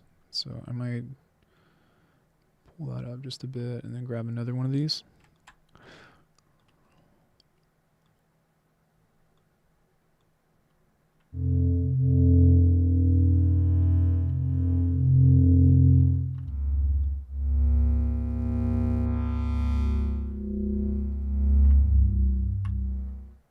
Okay, so now we will set this up pretty quickly.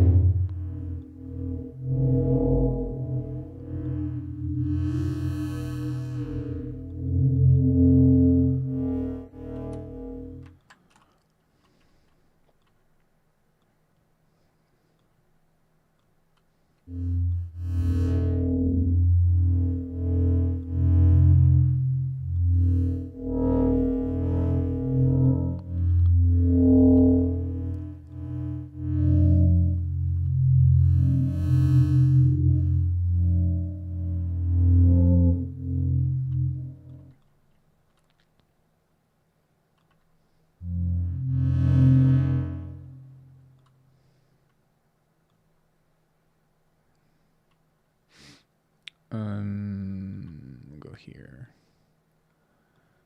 Have that move a little bit.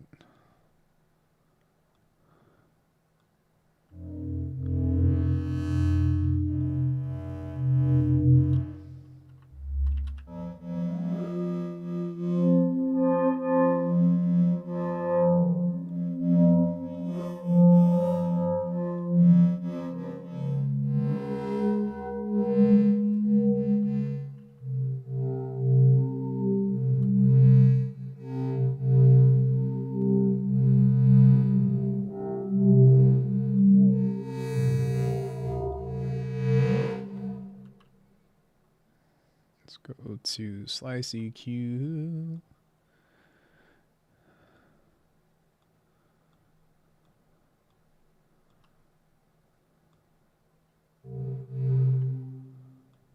So that's pitch. Just a little bit of an offset.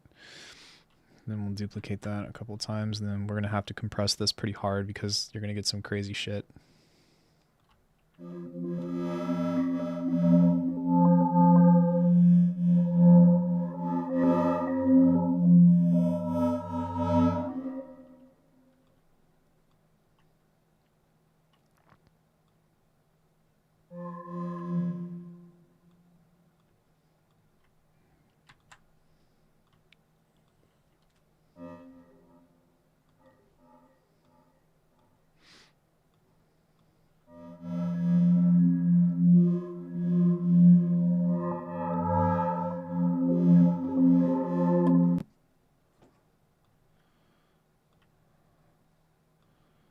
I'm also going to do a notch right here.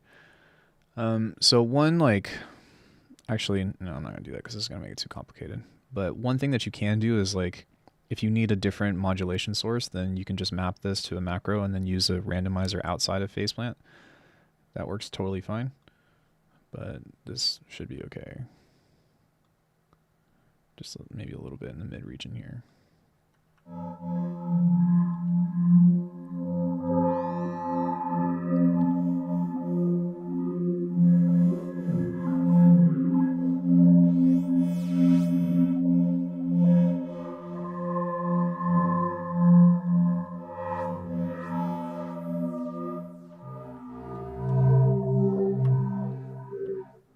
Okay, now here we can go and compress it again.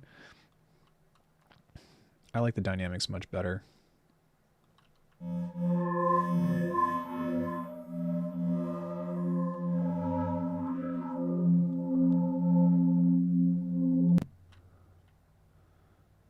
Set that there.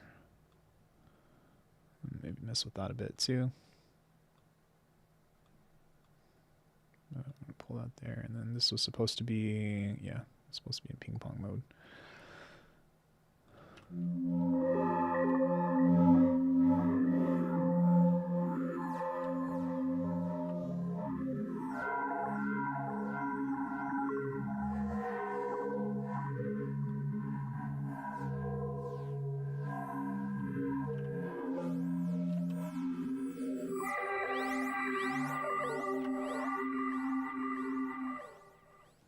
And so from here, like, there's a lot of stuff that we can do.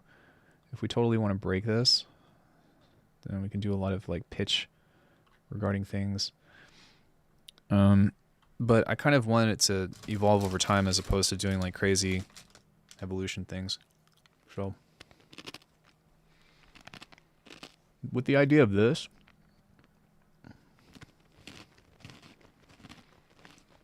you would stack this and do like, I guess what I'm learning is that if I'm going to be doing all the pitch things in such a way, then generally what I lean towards is doing all the crazy pitch things on the sides and then doing some kind of like regular shit over here. Because like what you can do if you really want to is you can start like totally breaking the sound in this way. You can also do something like this. Set that to 100%. But what this is going to do is, well, you'll see.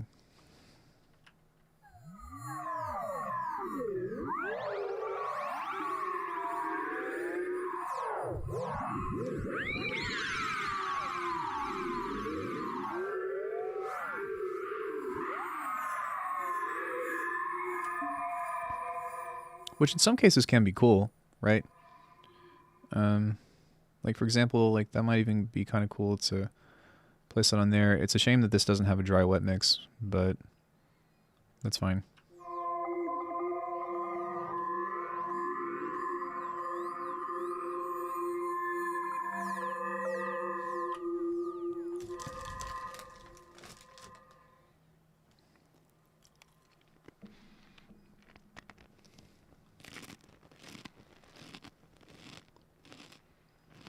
Let me throw this on the back end of this.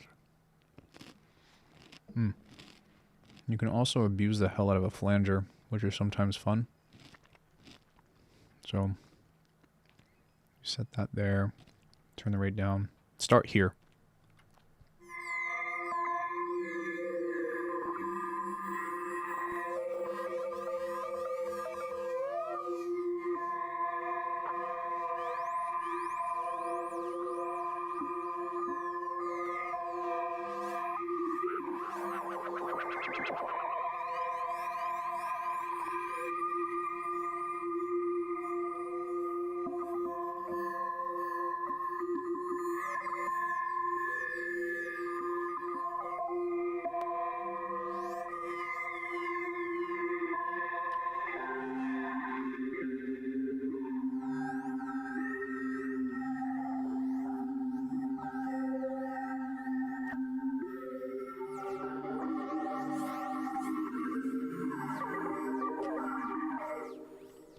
So you get some cool stuff kind of like that.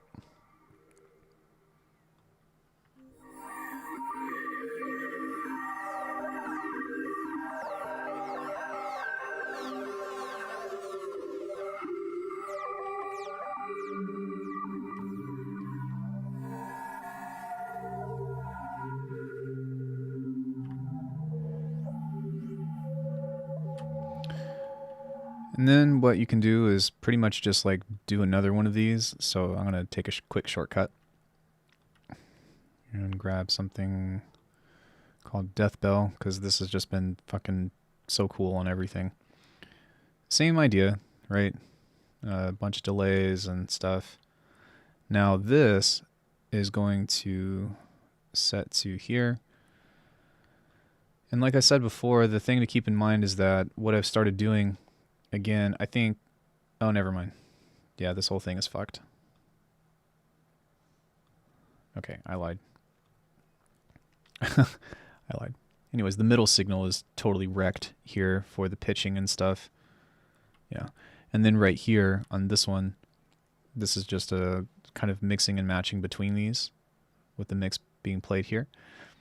But you're kind of switching between something that's really big and wide. Yeah, some kind of notching thing here. And you end up getting something kind of like this. Hold on one second. Let me switch that over to this.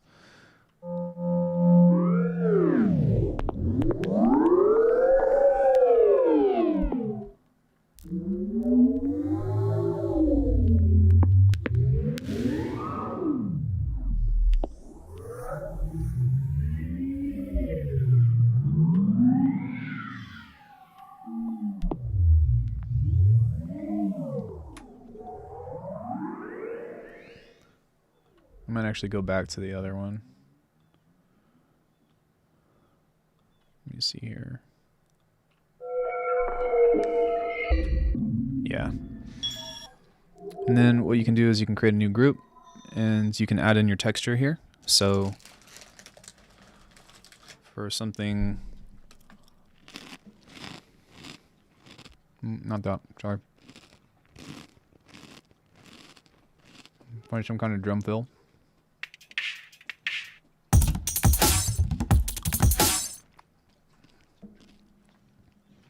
Set that to loop.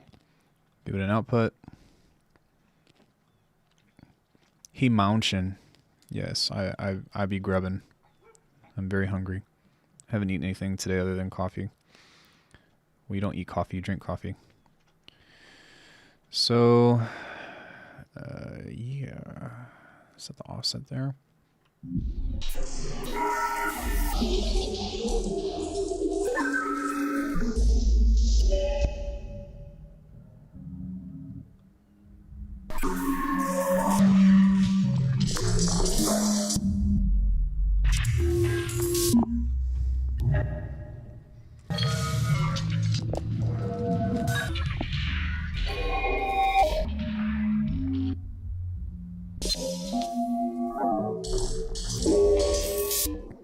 So yeah, you can kind of just use that for texture, and that kind of like just,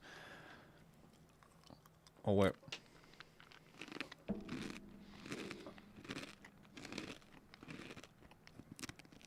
There we go. I wanted that to stutter.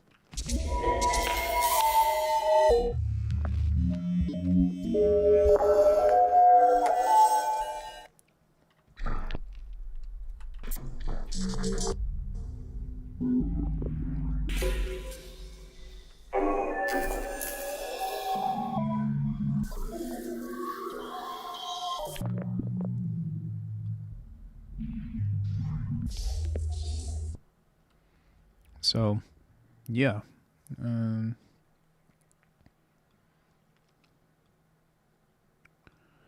then if I wanted to make this a little bit more cool, what I would do is kind of do that same thing where I can come in here and pull up a snap heap.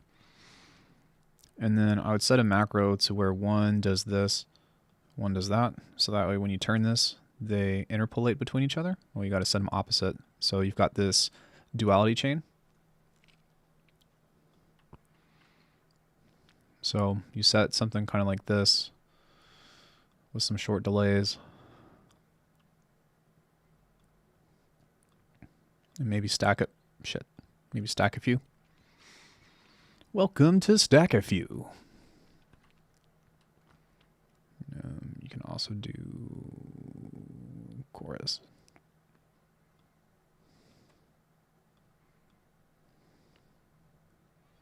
And set these own envelopes to do their own thing. Doesn't really matter.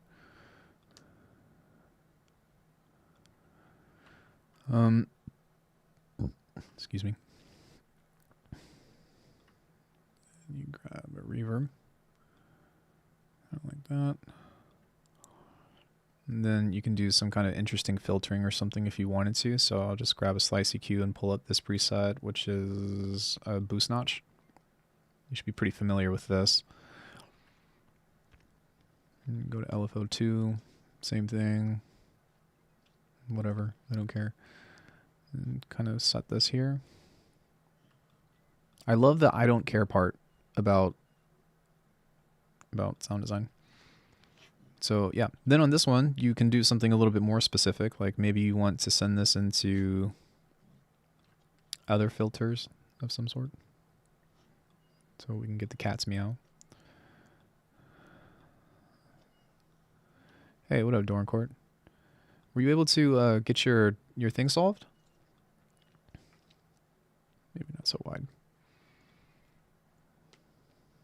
And let's just make that like super phasey or something like that, because it's going to sound way different anyways. Just watch the end of the last vid. Looks like I broke your mind in the end there. I didn't realize what you had done at first, and then I was like, oh, you slowed the track down.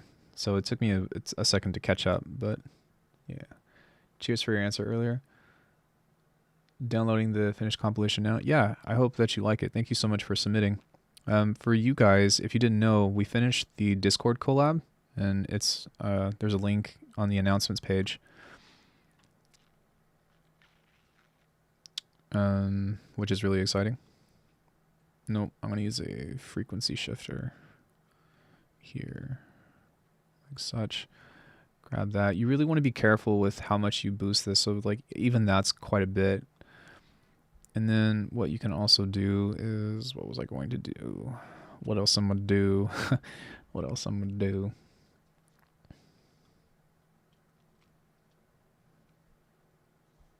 All right, let's grab that and send that through here. Just a little bit. And again, I'm kind of just like trying to blow this up. So yeah, now this in particular is going to be shit.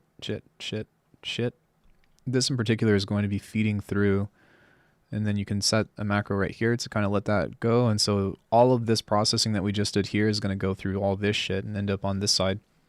Yeah, congrats to all the participants for sure. They all did some really cool submissions. So now this is going to totally change this patch, but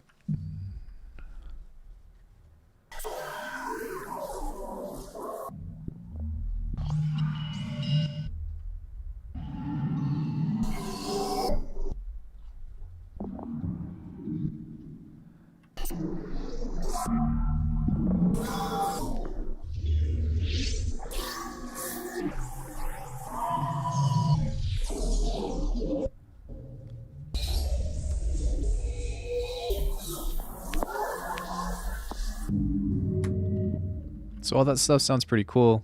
Then what you can do is go a couple steps further, and on the outside, you can kind of mess with this. Kind of like that. And turn the ping pong on. So that way it's got a little bit of space. You probably want some reverb too. And then you can just grab a different one and throw that on there. So that way you'll still get some dry signal every once in a while, but then you also get some not so dry signal. No dynamics.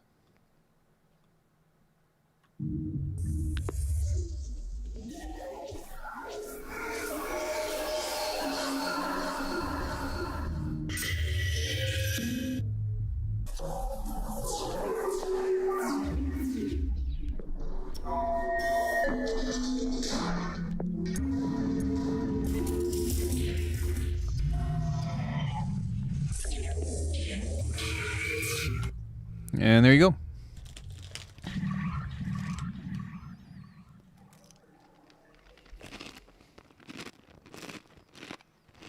That's how you can do some soundscaping.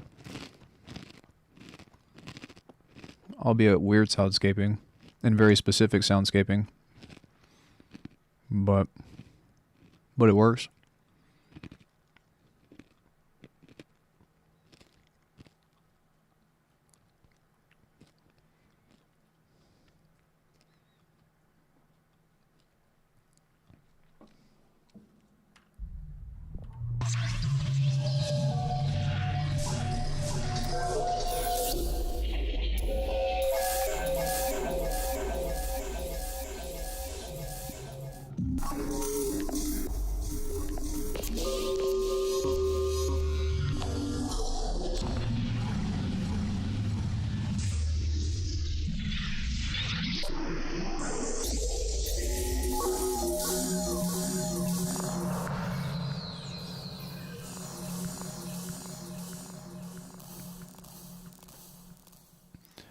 It did get solved, and that's what's important.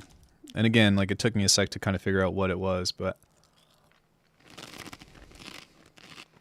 I think I did it justice. I think. I want to say I did. Hope I did. Ow. Still got back problems. So, yeah, that's kind of how I would soundscape in that one.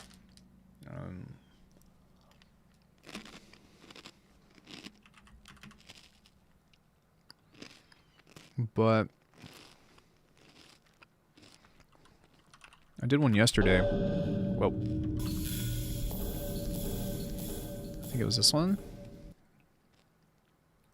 So I literally did the same exact thing, but instead of going through all the AM stuff and all that, it's just a sine wave. So if you turn all this stuff off, it's, and then you kind of go through the same motions of doing shit like this, and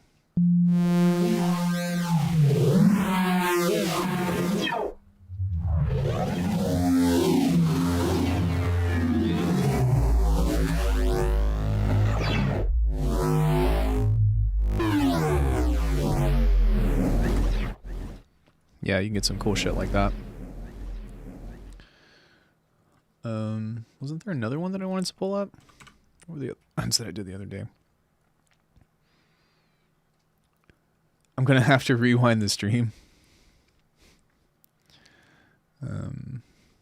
I mean, if you have any questions, I can kind of point those out. What was it? It was right, possessed washing machine. That's the one I liked. Actually, I made a bunch of presets yesterday that I liked a lot.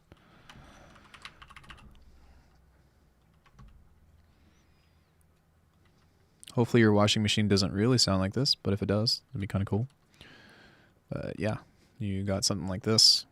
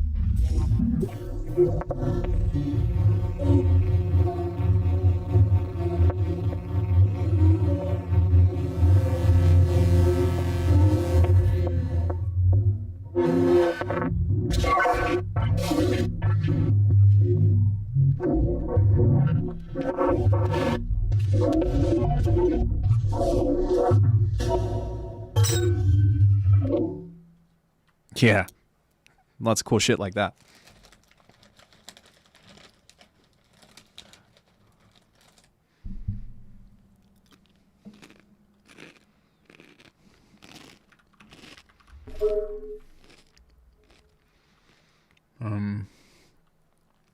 But yeah, I've kind of just been like extending outside of like sounds like bass and just trying to create like cool, interesting motions and stuff like that. And I think that it's been paying off pretty well.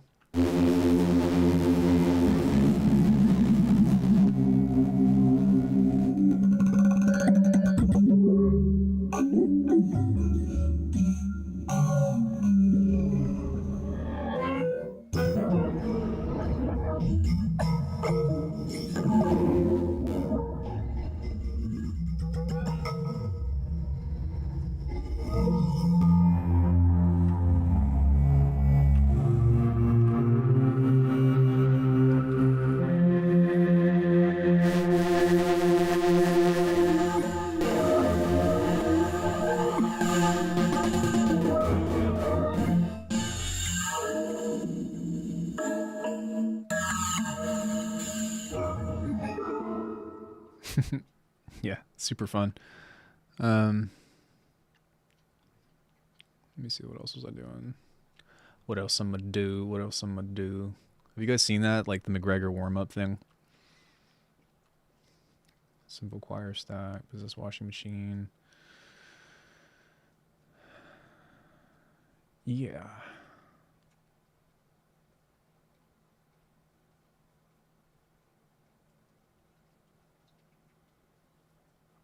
Desolate shipyard? Did I save a new version of that, maybe?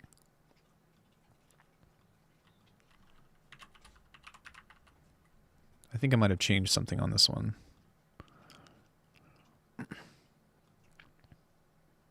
Sounds great. Now please show us how to do this with native Bitwig devices. Lucky for you, I've already got videos on it. Now show us how to... I'm already 2 steps ahead. All this stuff is... I have tutorials on all this stuff for Bitwig.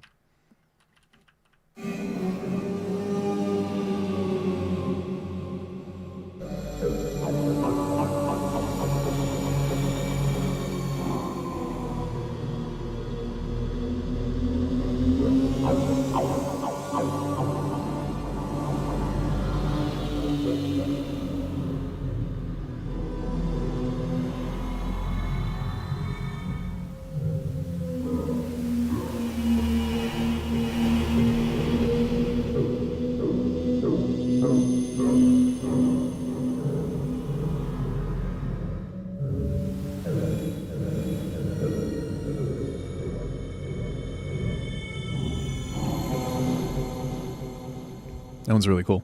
I like that one a lot. Anything else that I wanted to talk about on this regarding phase plant? You guys know that I love phase plant. It's kind of like, I think like by far I've made the coolest shit I've ever even dreamed of making in this. Starship generator. Think of an abandoned spaceship that's falling apart. Yeah, same. Well, this was meant to like, I'm playing at a higher register, but at a lower register, it kind of sounds like that little elp thing sounds kind of like a creaking dock. But, you know.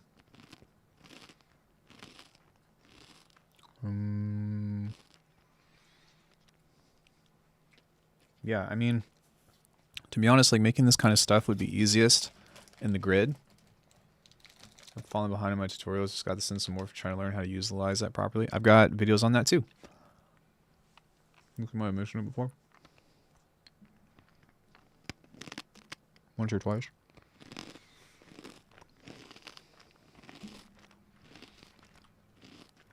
Yeah, like because you can just randomize anything, you can just pull up a grid patch. Or you can pretty much recreate multipass through the effects band. And that makes it easier.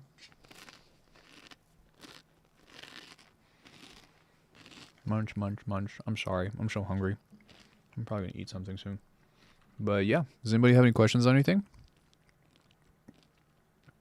I didn't realize that exporting this would not take that much time for our collab. Discord collab talk, announcements.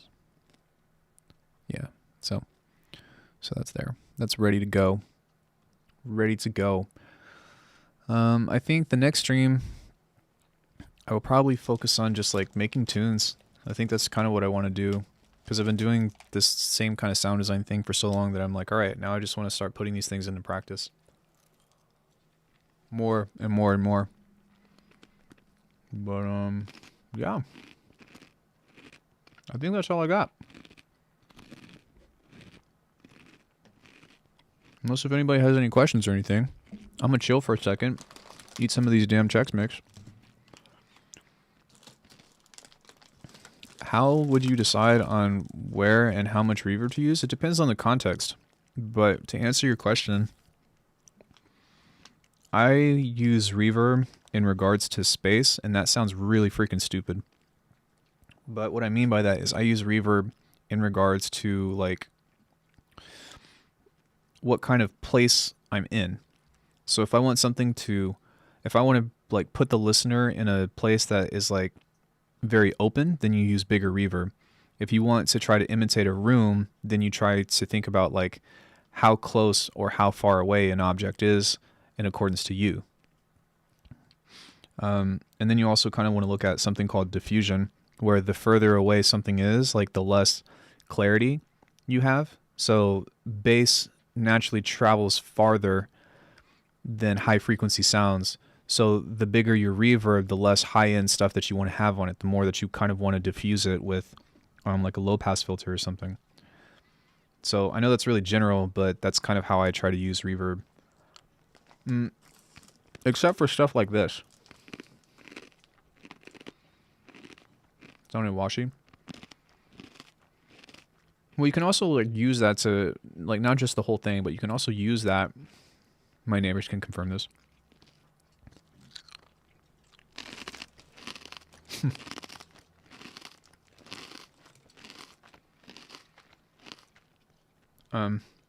Yeah. But you can also use that in relation to another sound. So maybe you want to have one sound that's really up front and then another sound that's way in the back. You can drench it in reverb and put it on low, and that way it'll kind of make it seem like it's like those two are sitting in different places from each other, and that's one way to achieve like a quote-unquote like deeper mix. Scorpio says try using a reverb on a synth. I've got one right here, but I use it for a very different reason. I use it for reverb fills.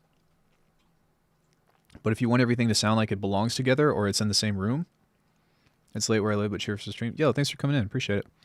But yeah, if you want everything to sound like it's in the same room, then I would follow Scorpio's advice with that. Because you can just put like a little bit of reverb to each of your instruments to it. Sometimes washy is what sounds right, though. Yeah, it depends on the context. But I would say that to master reverb is to be aware of space and what you're doing with the space in your sound that you're making or song that you're making.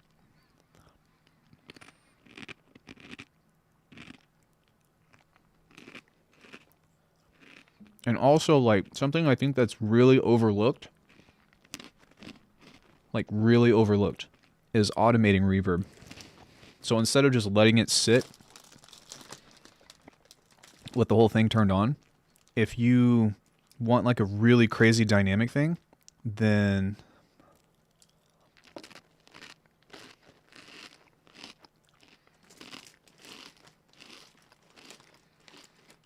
you can automate reverb with that and like have something go really big and then really closed, and then that really creates like some really crazy shit that that I like to do a lot in my tunes.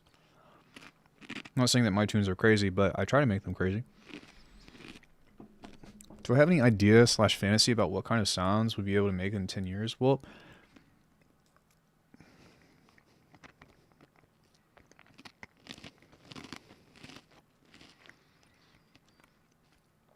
I think that for sound,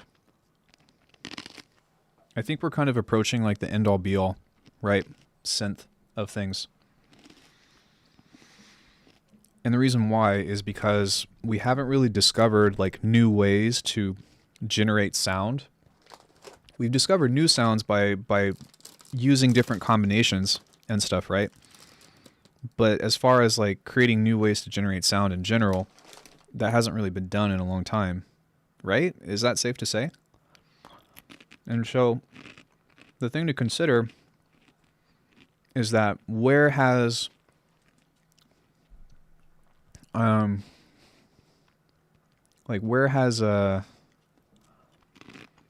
where have these synthesizers evolved? Or where has the technology evolved? And a lot of it is efficiency. And the second thing, kind of like what Scorpio's saying, is figuring out how to humanize electronic sounds. So to me, MPE stuff is just the beginning. But I think that as we get better, or as technology grows, we will be able to emulate a lot of real world instruments a lot better. So that's one aspect of it. As far as like the crazy sound design things, what's going to happen is as technology increases, the problems that we had or that we have right now are going to become a lot more trivial. And so that's going to open up new doors for new problems. And so what I mean by that is like, look back in the day how people used to have to resample, how do you say, you have to resample like a bass sound, right? Or you have to create 3 different channels and put an EQ on those and then bounce those out and then process those and then bounce the whole thing together in order to get a neuro bass, right? Well, now it's so streamlined because you've got a semi-modular device that you can push one button and it will do all that for you. So finer means of control in that way, and being able to articulate specific sounds and then making that easier is where I think sound design is going.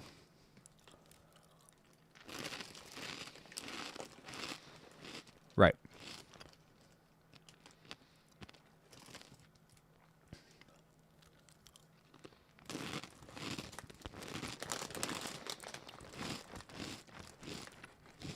Right. Exactly. Virtual reality is a thing, right? So that Google thing is pretty crazy. I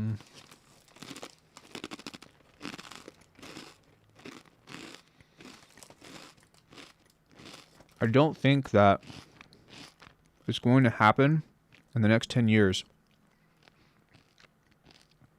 But I do think that somebody will eventually create a thing that can monitor brainwave activity and translate that into sound and make that available to the market. Because I'm sure it already exists. A long time ago, Imogen Heap had a crazy thing, right?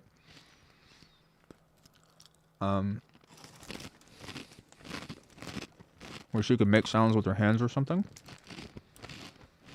But I do think at some point there will be a device that you can wear that will make sounds for you based off of your brainwave activity. Like a contact microphone, but brainwaves. Something like that. What kind of chips are those? They sound pretty crunchy. Hey, Jim. I'm eating Chex Mix.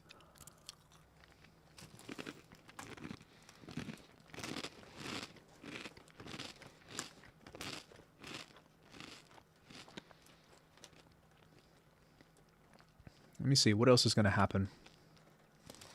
I think that, like, over the next 10 years, like, we still have so much catching up to do with, like, workflow stuff, though. Right?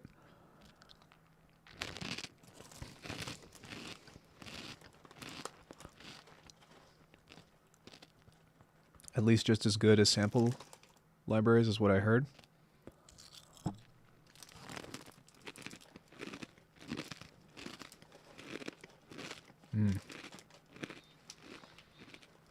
I think that physical modeling is going, like the term physical modeling is going to change in the next 10 years too.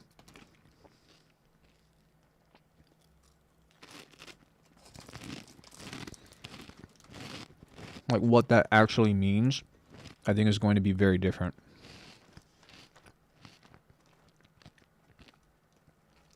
If I'm not mistaken, there's that machine thing, virtual modeling.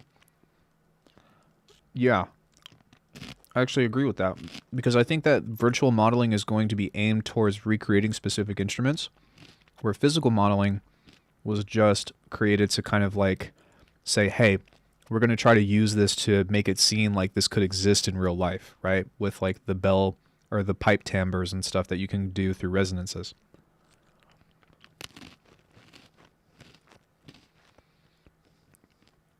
Yeah, but about the effects different types of wood have, like on a cello. Right, those kind of like cadences and humanistic articulations.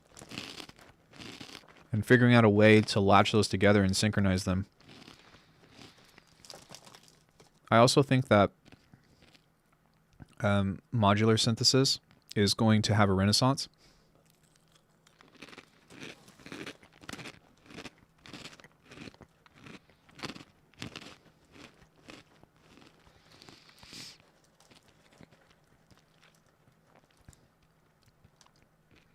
I do think that the grid was already like a really big stepping stone to that for making it super accessible. Hartwig, I read that as derp. But I think that that's going to continue to become more and more streamlined, and that more full and feature-rich synthesizers and stuff are going to be available as well.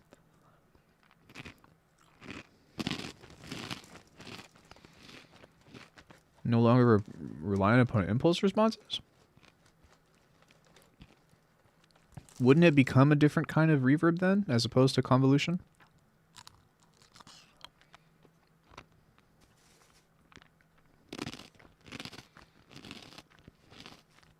The re-Renaissance era.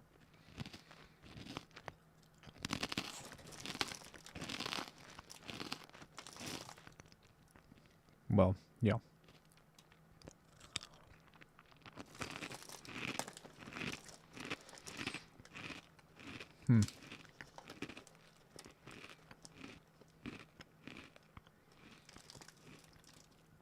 So here's one. Imagine that... Okay, well, we also didn't talk about AI, right? But in regards to convolution, somebody builds an AI, or somebody builds a program that has AI in it to where you can have an algorithm that creates the room for you. And then what it will do is it will send an impulse response through that and give you a reverb preset based off of that AI. Imagine that.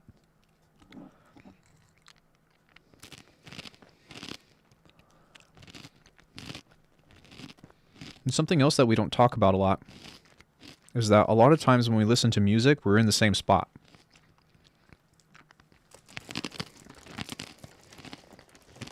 We have sounds that travel,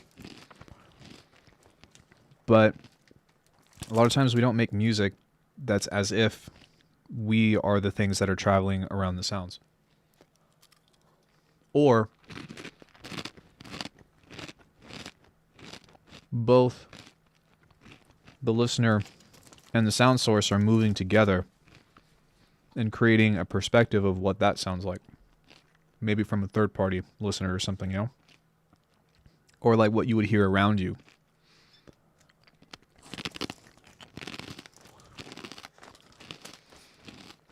Yeah, exactly. Right.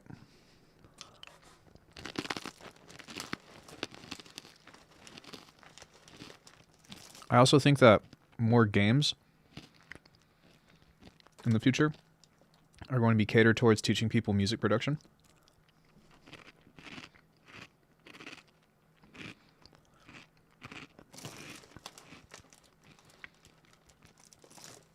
So somebody will make a video game about like how to produce, and you'll have to like follow this specific task or something, or be creative, create a critical thinking and how to make choices like that.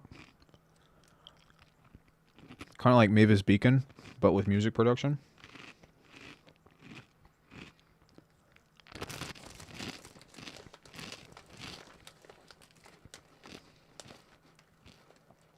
I'm sorry, guys. I hope that my munching isn't too obtrusive for you. Maybe the AI will do the mixing and mastering for you, but actually sound good. Cough, cough, Lander. Cough, cough, SoundCloud.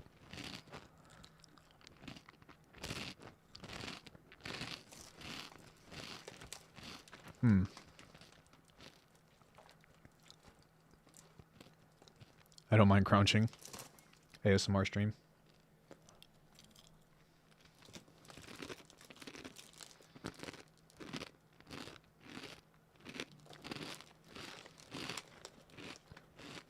Maybe in 20 years from now? Who knows, right?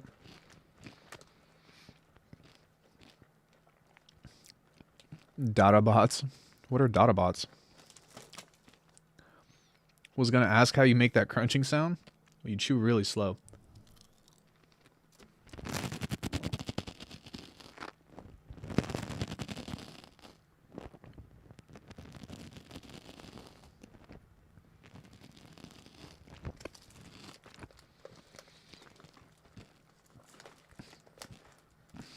Yeah, I don't know. I think what would have to happen is like, and I know that like it exists to some capacity where like you have EQ match or whatever. There's a base top layer for you. But I think what would have to happen is like you send a tune that you like in. And then you get some kind of crazy, you know, process or whatever. And on the outside, the tune that comes out, like you put two tunes in. You put one that's finished and mastered, and then you put the one that you are trying to finish in. And then on the other side, you get like a printed amalgamation of that. That's the only way that I could see AI, quote unquote, mastering a tune better without having some kind of humanistic perspective.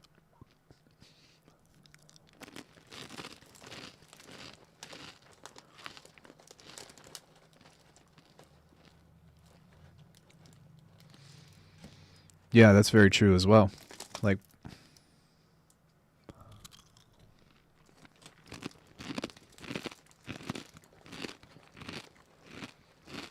oh, okay, I've seen it. Yeah, I guess you could do it that way too, of like, here, listen to 1,000 neurotunes. Now come up with a mix that's somewhat like that. Or make music.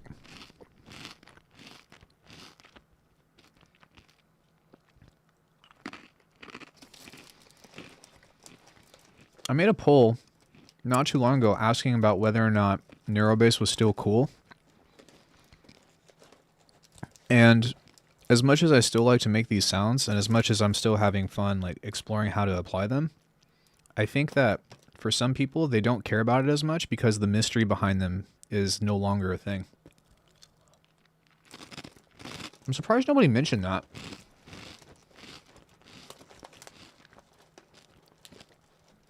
Yeah, exactly.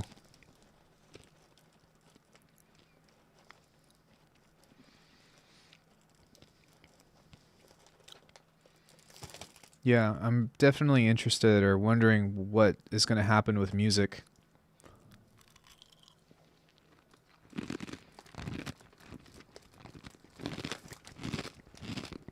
In the next 100 years or so.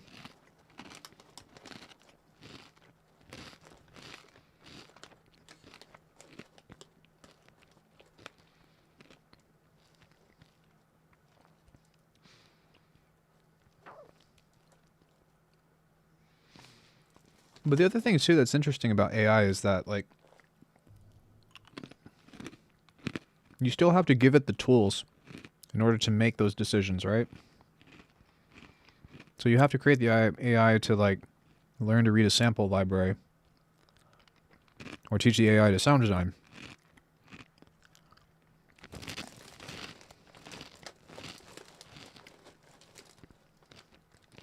Oh, I see. But that's still pretty fascinating though, right?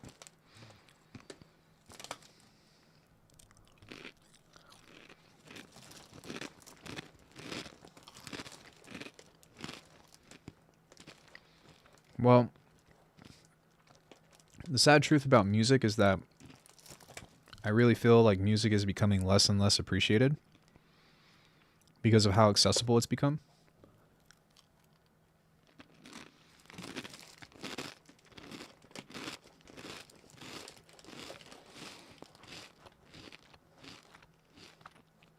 That would be fascinating. And I definitely think that's possible, or that's an inevitability, provided that we're still here on this planet in that allotted amount of time.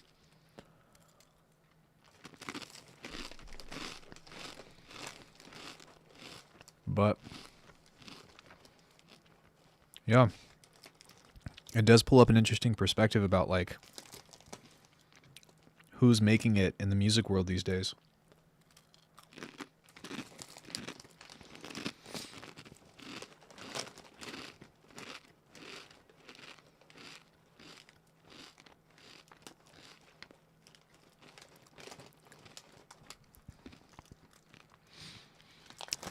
See, the way that I think that AI would learn, or like the first passageway that AI would learn about expression, and all that, and emotion, is that it would take in a lot of like responses, or like it would take in a lot of like scenarios and then responses to that scenario, and then come up with the best possible like expression from that data.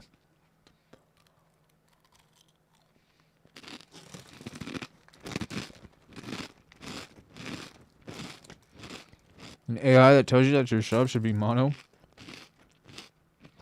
or that your snare sucks.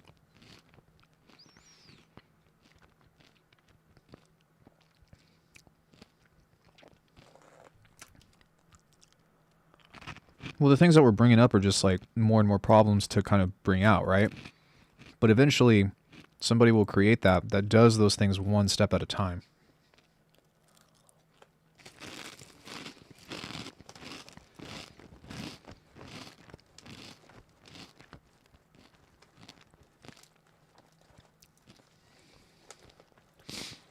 But yeah, that is kind of sad. Like, music is hella accessible now. Anybody can make good music. And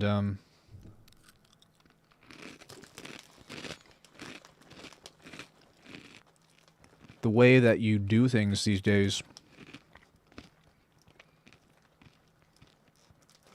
yeah, that's very true. Same fucking corporation. But the strategy that I'm taking regarding this whole shenanigans is like more focused on building a brand.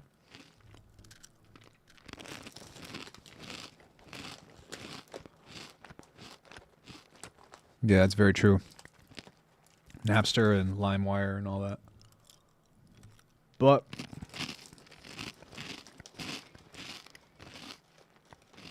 I think that I may never be appreciated, or my music might not ever make it to something big. But if people know the brand and they know the person behind the music, I think that becomes a selling point.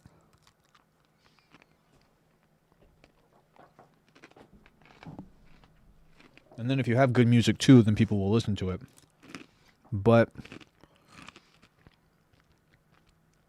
I made a post earlier today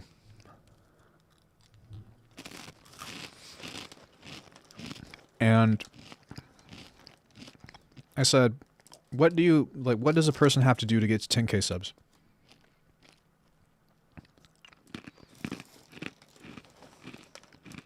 So here's a question for you guys. And this isn't regarding me, just in general, right? Like, how hard is it for you to get your friends, or to get your people that you care about, to share your stuff?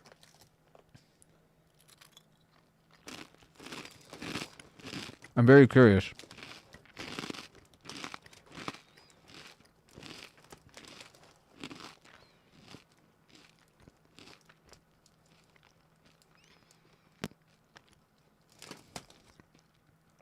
I guess, like, on a scale of 1 to 10, like, how difficult is it for you to get, like, your homies and stuff to, like, promote your music, or to promote your other stuff? Okay. So, Scorpio, that's definitely valid. But that's my point. You don't even bother with friends or family, because you know that they most likely won't do it.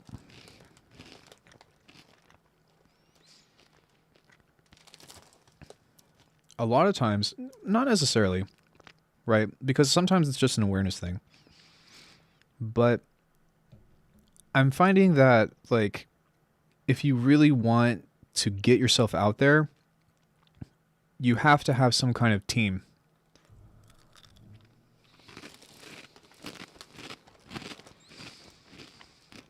You have to have some kind of team.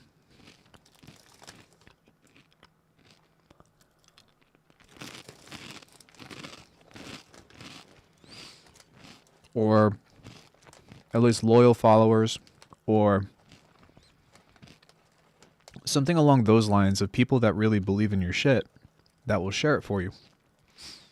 Because word of mouth is probably the most popular way to get popular on the internet, for one. But that's really, like, the only way.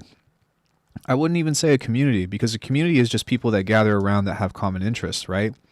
But somebody that's on your team, somebody that's, like, really about the project, and that's the thing that needs to be like really important too. Is it's not about somebody about you. It's about somebody about the project of whatever brand that you're trying to build. Sorry. And I don't mean that to shoot that down, because I don't think that your idea is bad. I'm just trying to clarify, yeah? But building a team behind something that somebody that is behind your brand is how it's going to happen.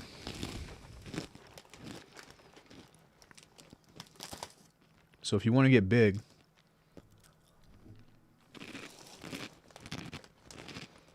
you need to create a team of people that are behind your music, a small team, some people that you trust. And you need to make it rewarding for them to share your stuff. You need to make it rewarding so that way everybody feels like they're getting something out of the project.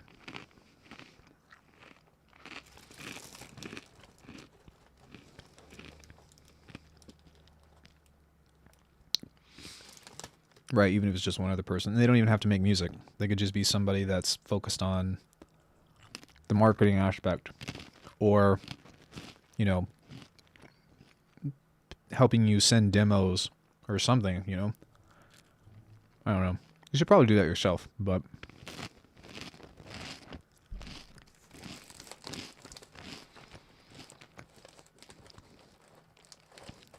maybe people with connections, like, that could be that depends on like the context of what it is that you're trying to expand in. For example, I could get really lucky one day and have my YouTube channel blow up with zero connections.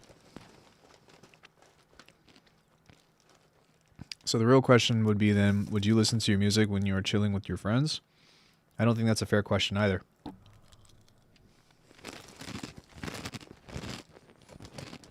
I think a more important question to ask would be, when and what is the best place and time and setting for your music that you would want to listen to it?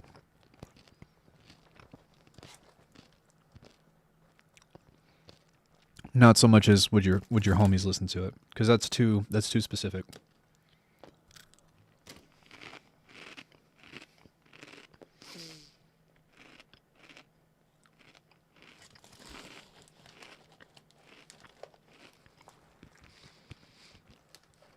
Yeah, something similar happened with Cashmere too.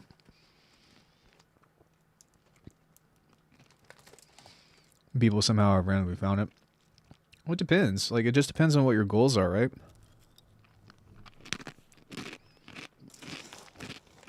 For me,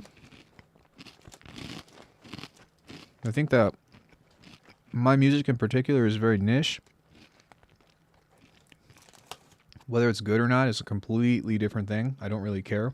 Nobody needs to answer that. I'm not looking for validation, but it is different. But it's not something that I should plan on taking off. But with the YouTube brand in itself, and hopefully the community that we've built around that, it's kind of what I'm betting on building some kind of business around. As long as it's honest, right? But for me, like, for one, providing education, because that's always valuable.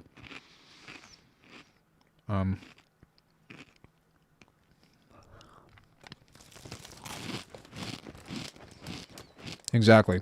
Unless if it's a trend. And that's what you don't want. Sorry, let me speak for myself. That's what I don't want. I don't want to be a trend.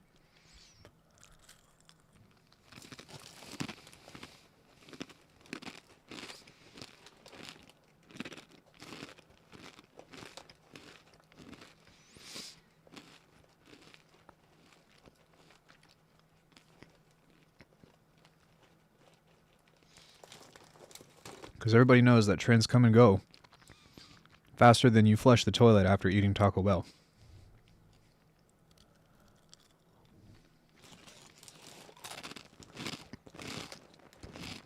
Yes, Greedo.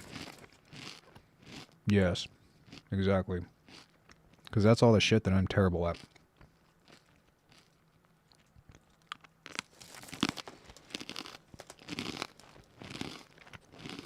marketing, business strategies, all that stuff. I'm fucking awful at it.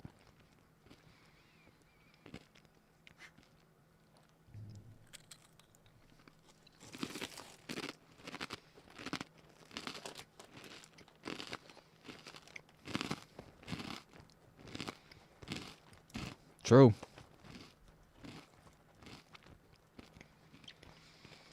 I do too. Especially radio and commercial music. It's pretty freaking whack.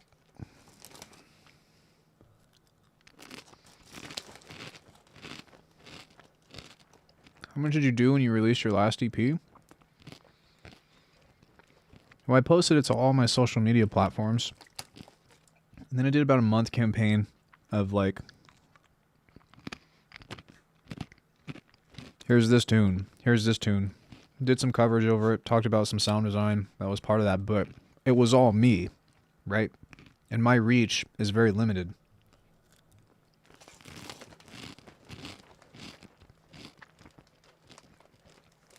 But like I said before, I'm more hopeful that like a video that I make on YouTube gets out there than my music in general.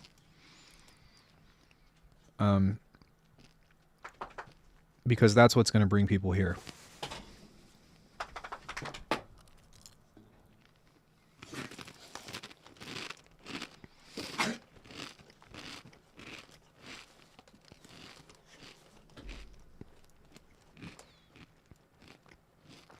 Yeah, imagine. Like color base.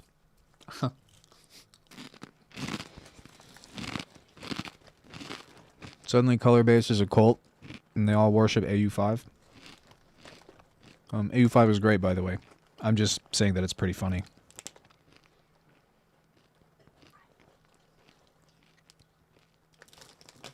Somebody was in my channel the other day and they were like, yeah, AU5 is the god of color base. And I was like, okay.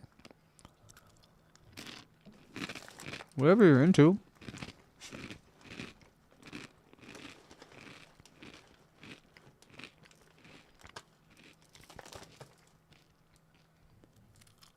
Alright, I gotta put these up.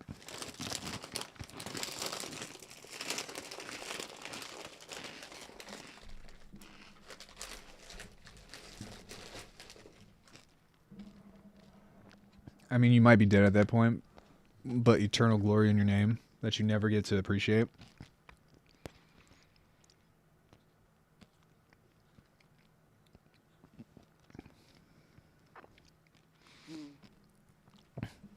Well, yeah, you never know, right?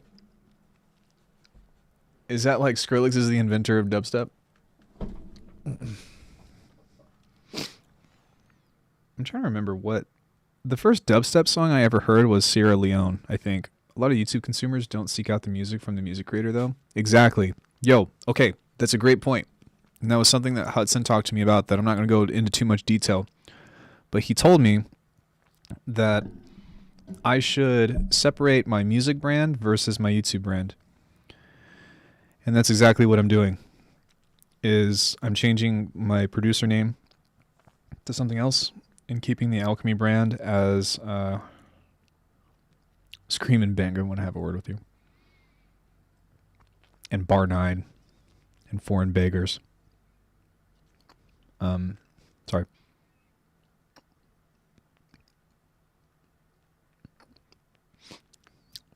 Shy Effects comes from the background. He was like, I was there till the end of Jungle. And Double Edge and all those guys. Sorry, I got sidetracked. What was I talking about?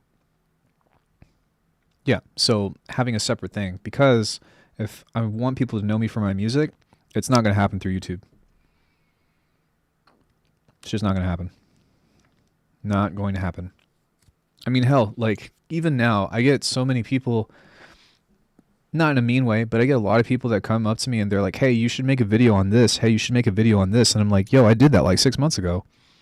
And it's almost like you might as well come up with the content because people don't even look at your archive of videos these days. They only look at what's new. So And that's rough. That's really rough. VT. Cam has the same problems. Yeah. I'm curious as to like if I'm curious as to know if Cam is anywhere successful in his music career as he is with this sample pack store. But I can't say that he seems to be doing pretty good, at least from what he talks about. No.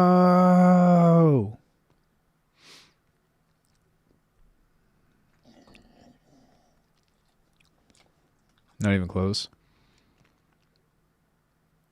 I'm curious what would happen if him and I deleted our YouTube channels, or like we deleted all the content that we had, but we kept uploading like from scratch. I'm very curious to know if anybody would really like, I know that some people would, but I'm curious to know if like the masses would notice or not. And I'm inclined to believe no, they wouldn't notice. Yeah, dude, he's definitely like a great like framework, and also Artifacts.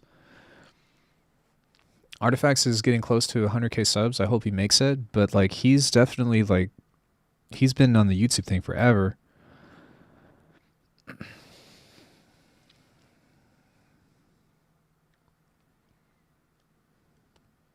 So, I don't know, it's an interesting world for sure. I just like most of what I try to listen to on his Spotify. I hear some traces of really interesting stuff when he's experimenting with modulars or weird gear. Artifacts too, for sure. Well, that's kind of a thing too, right? Is like a lot of times it's really easy for you to be good at teaching or something and like be like a shit producer. I am shit. Sorry, I'm not saying that he's a shit producer. I like a lot of his tunes, but I think that a lot of people, a lot of YouTubers fall into that trap. Hey, Polly, what's good, man? I wouldn't be surprised if people think that about my music, even though I try to like be a little bit more conscious of being like, yeah, it does, but like there's this pretty common trend about like people making subpar music that actually teach like really good stuff. So there's like this really fine line to like not get in that. But he doesn't put that out as tunes.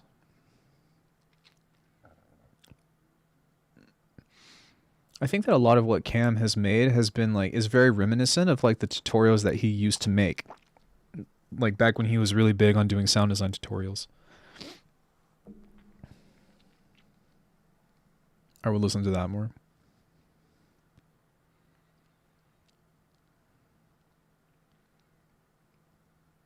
Yeah, I don't know. It's interesting. Definitely a lot of problems to solve within this journey that we've all started. What I'm trying to do right now is I'm trying to get to 10k subs, and then I would like to start posting like daily stories of just random shit. And then also I'm really interested in selling merchandise.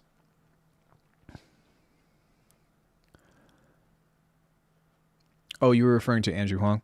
I thought you were talking about Cam. Cameron likes provocative and emotional based music for his brand, but a lot of his tutorials bring in people who want complex sound design stuff rather than small things, textures in his music. Yeah, like even still, you know, like I'm surprised. I got really lucky with that one video, Comprehensive Guide to Neurobase, and I'm still getting more comments on that than any other video that I've ever put up. Even though I've done 2 new editions of the Comprehensive Guide to Neurobase stuff, which I think are 10 times better. Cam is Venus Theory. I think that Andrew Huang has a couple cool tunes, but like he has like a very like traditional style of music, right? Kind of like popish, you know, but he has like a very wide range of knowledge of different things. So how the funk did he did it is what I'm wondering. Well, he's got great production value, for one. He's very clear and concise. He's got a great look, a great image. And when you watch his stuff, like, right, best free plugins, version 2021, version 24, version 9, 2000, 2021 version, every week. Best new plugins. It's the same as last week. Yeah. Venus Theory confuses me a bit because when he's using Bitwig, he uses like every plugin in existence besides Bitwig ones. Well, maybe he just, you know, he's got his toolbox that he likes. And I think that he was hooked up with like PSP, Vintage Audio, and a lot of other stuff pretty early on, so. Oh, and the guy with the puppet. Well, the guy with the puppet has a very clear image, right? And even, what's his name?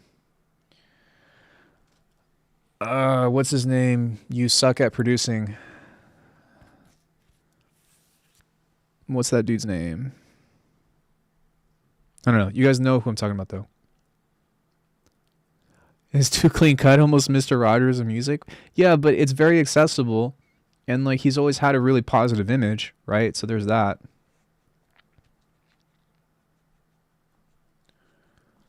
Oh, that guy with the face. He's good at producing and teaching, has good variety, but I still prefer his rare, more obscure tracks than his poppy stuff. Yeah, I feel that. Yeah, I can't remember what his name is, but yeah, like he created a character, and whenever he does sound design, or whenever he does producing videos, it's always something that's pretty like, oh, what about In the Mix? That guy blew up. Oh, hold on, my brother's calling me. I'm gonna use the bathroom too. I'll be right back. Hello. Yo. I'm on stream. What's up?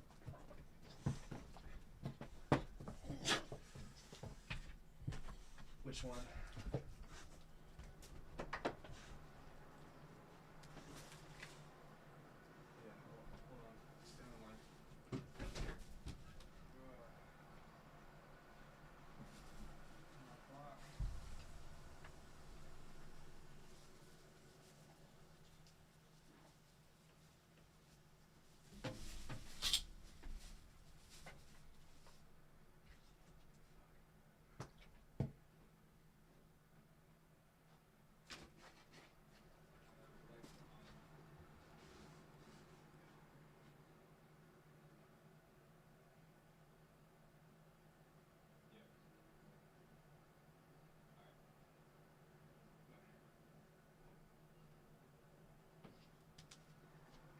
Sorry about that. So yeah, what about like In the Mix, right? Really simple stuff, but damn. PSP Infinistrip is the guy with the puppet. Really fun for processing based sound design stuff. PC so excellent. Never actually saw the real read. Hidden gems, really. You can use it like the glue, except with a ton more options.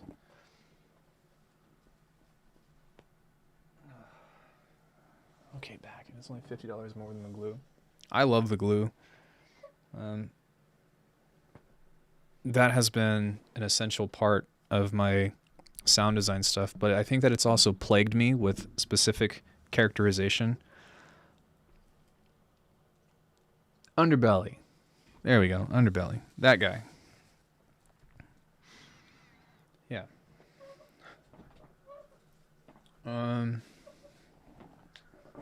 Let's see, there's a couple of up-and-coming female producers that, well, not up-and-coming, but yeah, there are some, and there are also some big female producers, and I'm glad to see that we have a lot more variety, like Bad Snacks. She's doing really well right now. There's this girl who, what's her name? I think her name is Rio, maybe? Like 2 months ago, she had 10,000 subscribers, and now she's already at like 20 or something, but she makes really good content, but it's super, super simple in that sense. Yeah, she's dope.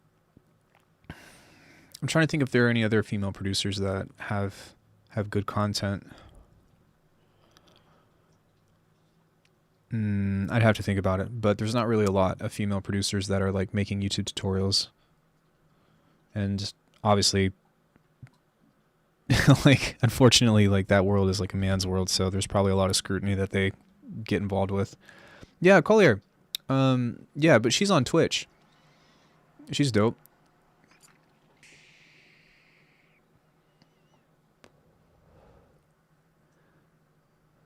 Rachel? I don't know. There's also Tasha Baxter. I don't know if she does a lot of producing, though. She does more singing.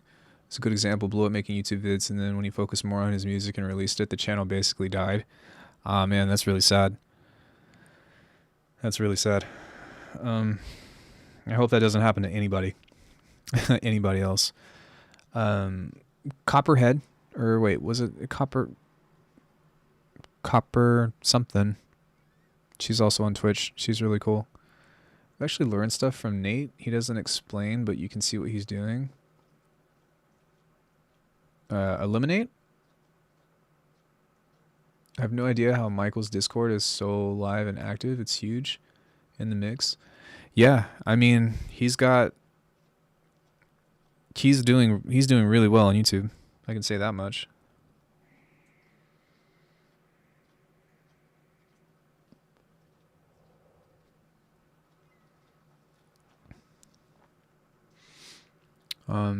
But good. I think Eliminate was already kind of like, he was already big before he really got into his YouTube channel, yeah. And I also want to say that he's got really good editing. I think that he has an editor, which doesn't take away from his production value or his talent or anything whatsoever, but like his production values with his videos are very high quality. As far as what today's trending standards are of like making memes and, you know, like having a lot of like things to laugh at. I think Andrew might be one of the biggest at the moment. You mean like the biggest as far as like producers go?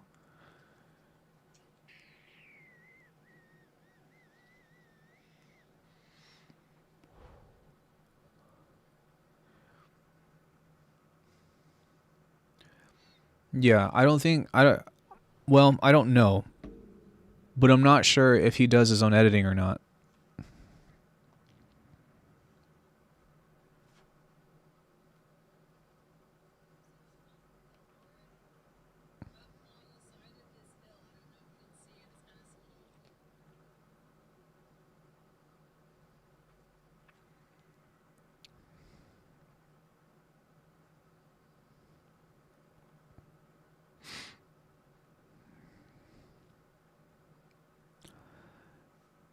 Like most YouTube subs. Yeah. I actually met Eliminate out here before I even knew who he was. He played a show at Subtronics out here. Nate is pretty good at comedy. Shake my head? Why are you shaking your head? Andrew sits on 2.8 million at the moment. Damn. Yeah, I met him through Grady or G-Space. If you catch repeats of Subtronics streams, he's really informative and teaches fast, getting right to the point.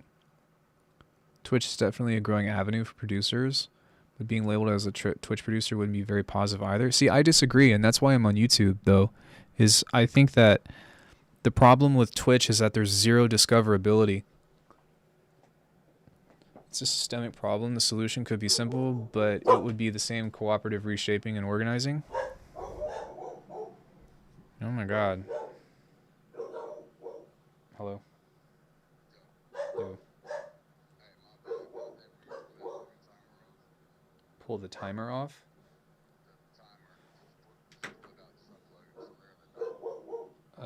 Yeah. Okay. Yeah, bye. Hold on one second, guys. I gotta go do my brother a favor. Can you explain what you mean, Jim? What are you guys barking at? Fuck.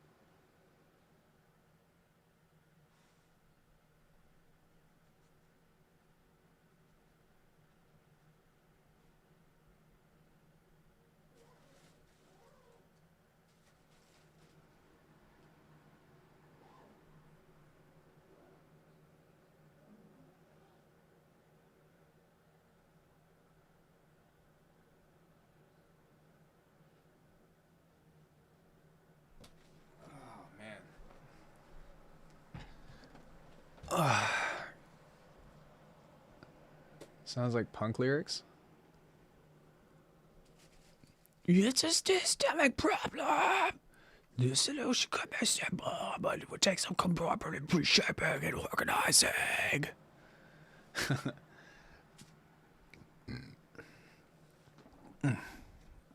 Yeah, I'm not quite sure what you mean by that.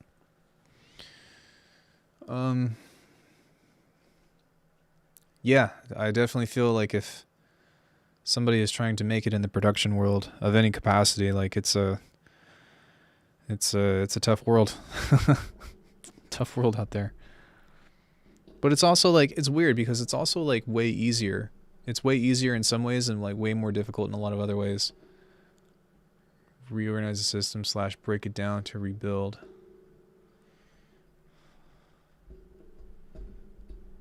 What? Sorry.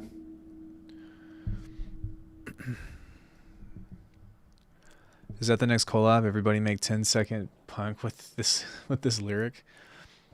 That's a good thing to talk about, actually. What I'm curious, like I'm not really sure what I want to do for the next collaboration, but I think that I want to try to find a way to make it a little bit easier. Because I've got 1,500 people in the Discord. Well, 1,500 people are part of the Discord. There's probably maybe 100 or so people that are active. But we did have a pretty awesome turnout, which we had like 25 people, right? But I would like to figure out ways to get more people involved in that.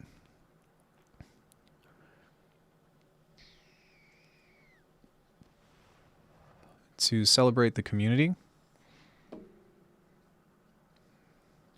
I'm going to do a slowdown in the middle again. I'm just going to cut the whole thing and skip it.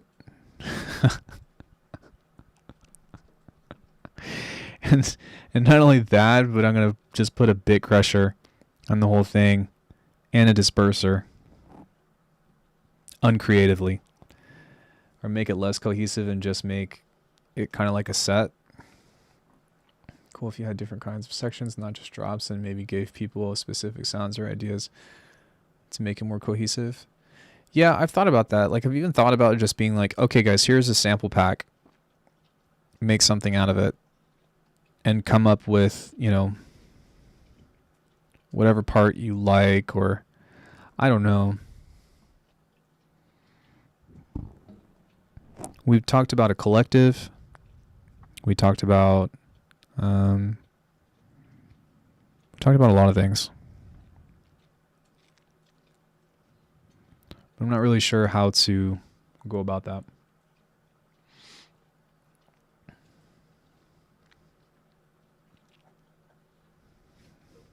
What would be cool is if we got a bunch of people down and we did like a sample potluck where like entry, like quote unquote entry fee is you have to donate one sample and then we all make something based off of that.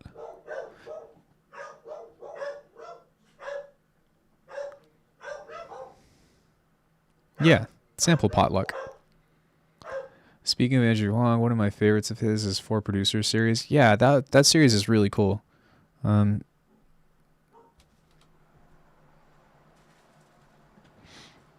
think that he's done some really good things for the community. Like a resample game? No, so like you pitch in a sample and then at the end of the potluck we've got like a specific like amount of, you know, samples to contribute or something.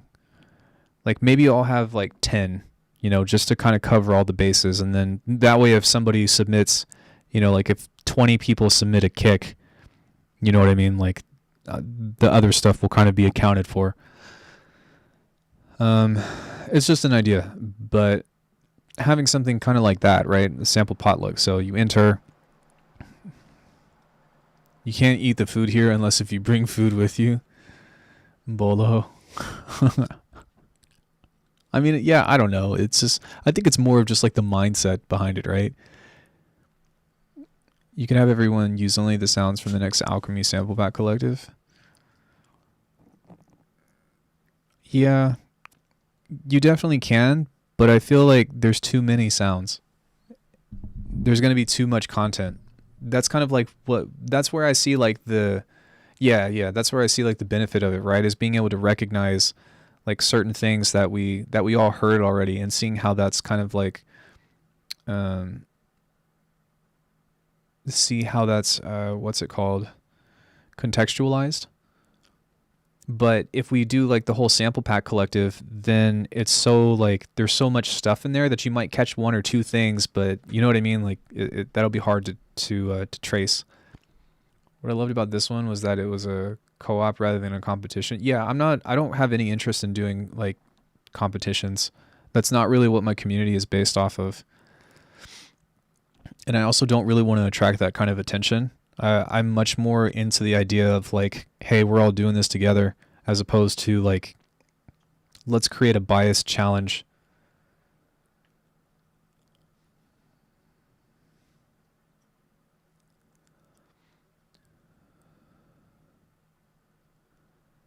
Would meld the track together, so it would restrict creativity though.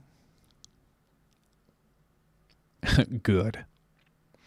Yeah, I mean, like on one end you don't win anything, but on the other hand, like it's not for winning. It's just for having fun and participating, or having some people to relate to for a little while, you know, if nothing else. All tracks must be in 6/8. It's really not that hard to do.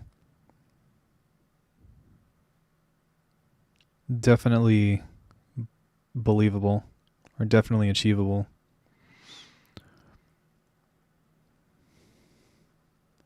Bad.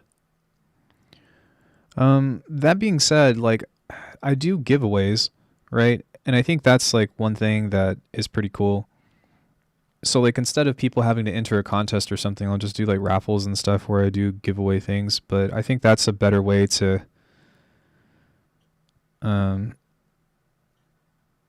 I think that's a way to kind of like keep people incentivized, you know, and hopeful that they'll get cool stuff, but not have to feel like they need to like, you know, be the best to get it. I think you should give us all diplomas at least. Diplomas in what? Like, what would it say?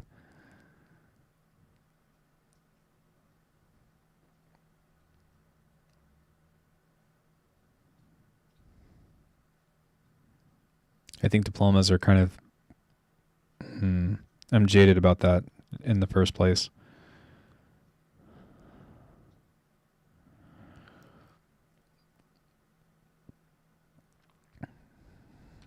I technically have certificates for like my martial arts stuff, but I find those so insignificant. I never show somebody my certificates of like my black belt or my JKD instructorship or anything. Yeah. Just because... What if we had teams and did a call and response collab? See, we talked about teams too, but like the problem or like the worry that I have with that is like it makes you accountable. And I think that a lot of people like have really good intentions, but it's easy for them to be overwhelmed. But we did talk about that. I have a diploma in ears, dude, having ears. Yeah, I could do that. What about an add a bar game? Everybody adds a bar to the previous stuff and maybe list the whole thing to go for like 3 rounds. That's kind of cool. Let me write that down. I like that idea.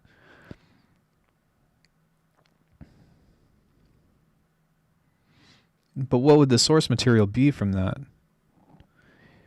Easy. Weakest gets kicked from the Discord? No. No. No. So that instead of a new thing every 16 bars, you get a new thing every bar.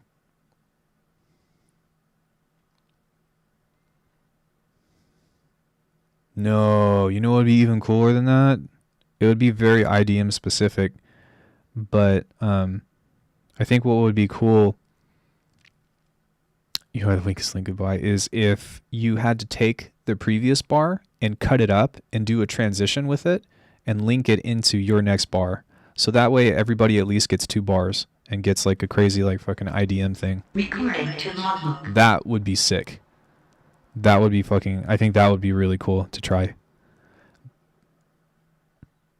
But the problem with that is that I think that it would be difficult to communicate those rules. Yo, Liquid Toucan, thank you so much for subbing.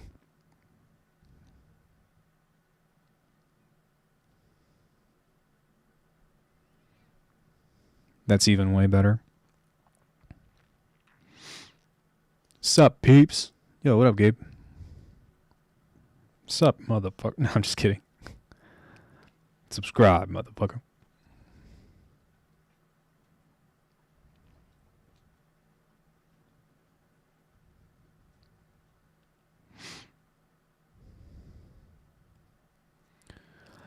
Yeah. Well, that's an idea that we can do, that we can try.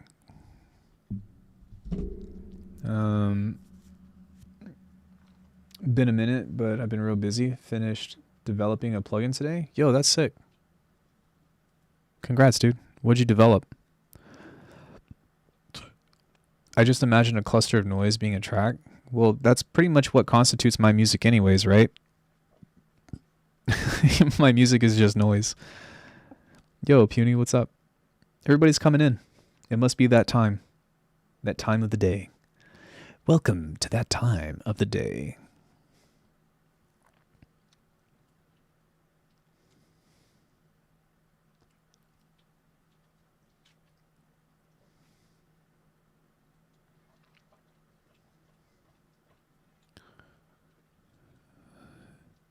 It's a delay and a chorus effect. Pretty simple. Still, it's pretty cool. I have no idea what software developing comes into that. 12:15 a.m. Yo, Puny. Yeah. I'm trying to think. Like, yeah, that could be cool as well. This was good, but something that makes it easier to get a cohesive flowing finished song would be even slightly cooler. Yeah, I can't think about how many, like, I feel like people need space for their own expression, right?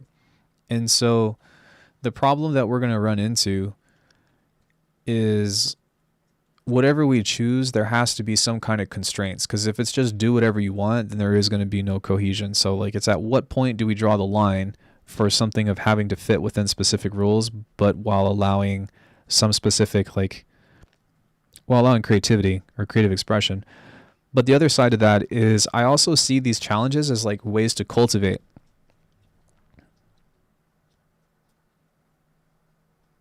I like the collab, but I think it felt like a set and not a collab.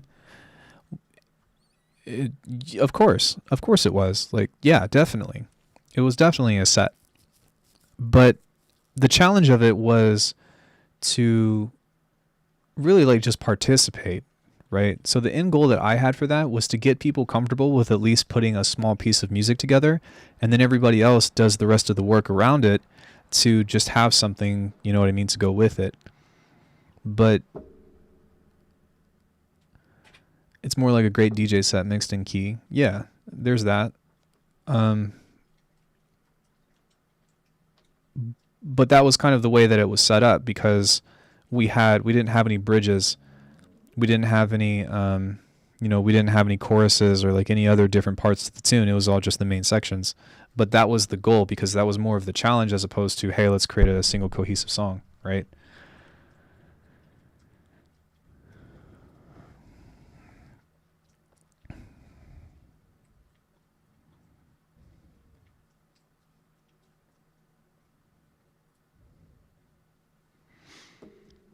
I mean, with so much people, it's hard to do an actual song. Exactly, right? There's too many cooks in the kitchen. Honestly, just having the same key and BPM, maybe everything's fit surprisingly well. I think so too. I think that at least, okay, so like, even though it didn't feel like a song, I do feel like there was at least some level of cohesion between all the submissions. And I'm perfectly fine with that. Like, even just achieving that on its own right was a feat of its own. I mean, with so much people, it's hard to do an actual song. I think, yeah.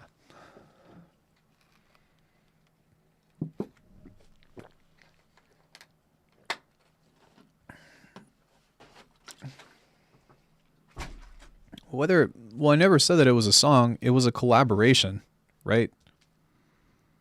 So, like, it wasn't, I never said that it was supposed to be a song. It was, hey, we're going to collaborate on a project. That was the goal of that.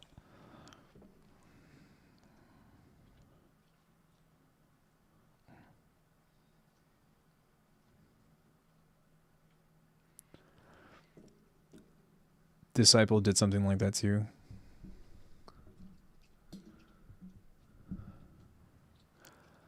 I hope it's okay, but I've already kind of turned that small piece into a track. This collab inspired me, bro. Thanks.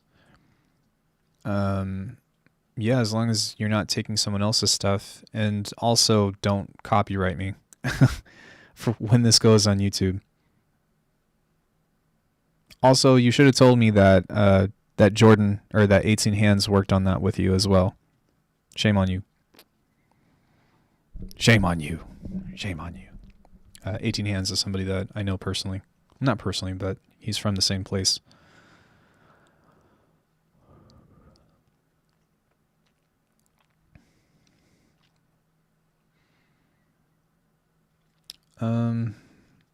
I mean, yeah, and the other thing too, though, guys, is that like with the stuff coming up in the future, like we have options, so it doesn't just have to be one thing, and it's not going to be the last thing that we ever do. But I think the big thing, or the reason why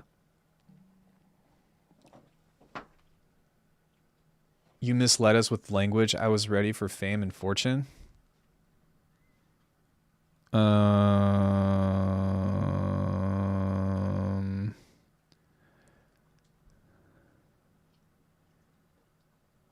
You should put SoundCloud ads in the description of the collab. Okay, I could do that. I asked everybody to tag me in the Discord for who was who, but I'm not going to go and chase you down. That's kind of how I feel about it.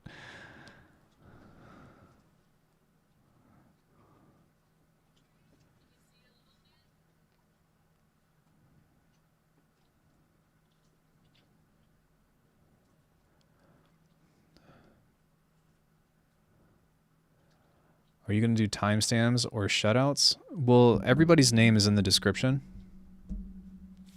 except for one person.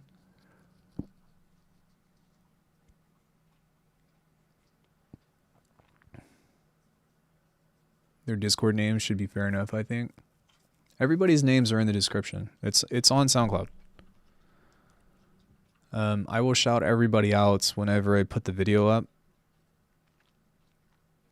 But on SoundCloud itself, if you want to link me your SoundCloud, then you can do that. But like I said, I'm not going to chase everybody down to get me to, like, I don't mind promoting you, but don't make me go find you. Right?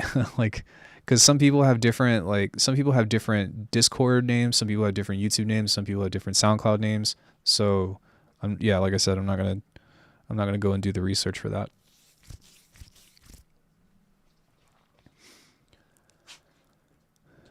They are in order. They are all in order.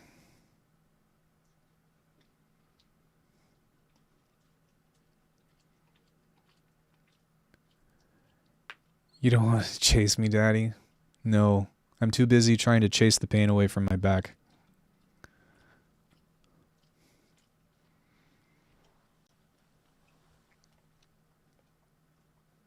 I already had to chase, like, so a bunch of people submitted that didn't label their submissions, so I already had to chase them down.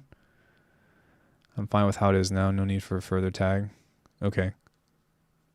For me. Yeah, and that's kind of the thing too. Some people don't even have SoundCloud, so I'll make a post on Discord is what I'll do, and I'll say I'm going to wait a couple days because I've already pinged everybody like 3 times. But I'll make a post and I'll say, hey, if you want to post your SoundCloud or something, then you could do it. I hit all my SoundCloud stuff as well. Most of them are downright embarrassing. Yeah, so that's that. Yeah, it's hard to make everybody satisfied. I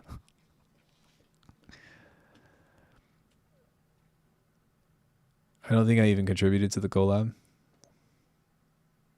That's okay. There's one person whose stuff I'm missing, and I don't know who that is.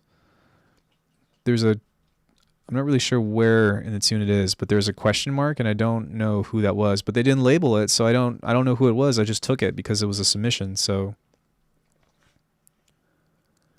my track is the one with anything that gave you trouble. So you did a stutter to mix it. Yeah, like okay. So on my project file, the people that I do know, like I put their names in the thing. Hold on.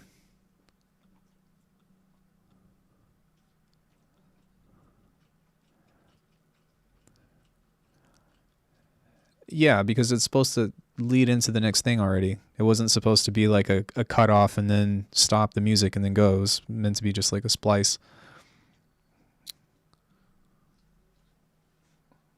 Stop, Remy. So yeah, a lot of people didn't actually label their stuff. So look at all of these. 1, 2, 3, 4, 5 people. I know, Polly. Look.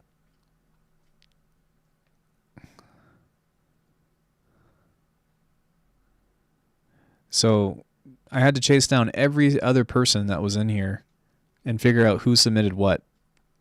So that's kind of why I'm like, I'm not going to do that again. I forgot to label mine in the title, but mine was after Zenka sold. Yeah, I figured it out. I figured everybody's out. But there's one person here that I don't know who that was. Float, Haslo, Jack. This one. I don't know whose submission this was.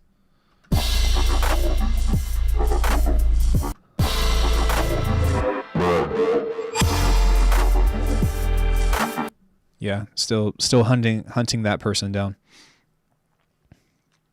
But everybody else I labeled. Oh, Azatec labeled his too. So did Esoteric.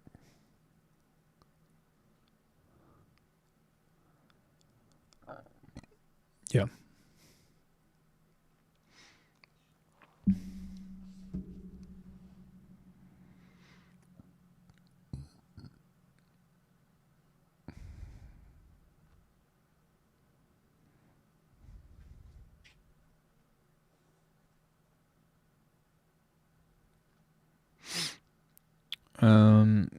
Yeah. So I don't know. I want things to be easy for people, but I also want it to be a challenge to help them build skill. I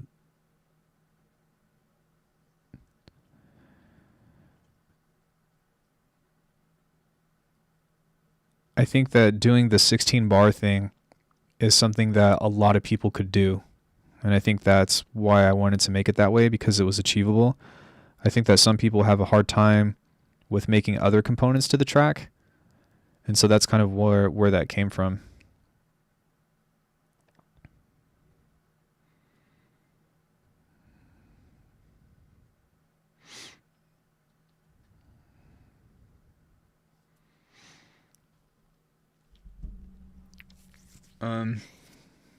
But yeah, we'll do more for sure. It was still fun regardless of how it turned out. I had a good time. I hope everybody else that made this stuff had a good time. It was definitely, I think transitions are my weakest point. Well, like the transition, having a transition in there was part of the project though, right? So like you had to make a 16 bar loop and then you had to make something to go into the next part for the next person. So I think that there was a good means of development within that challenge. Maybe it was easy for some people, but I think that for the most part, that was a good way to just try to get people to, you know, do whatever. Um,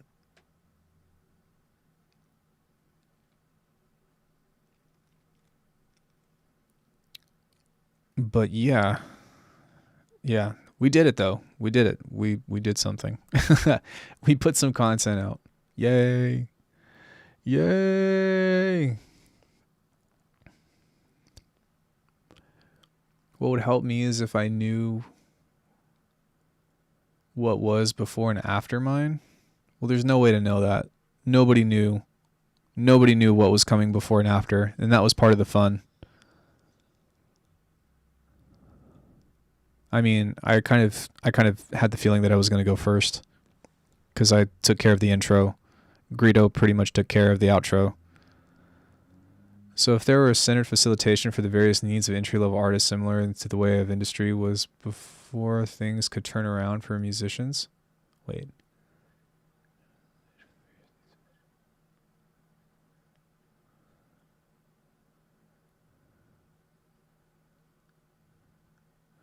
Oh, Jim is talking about from the earlier part of the conversation, I think.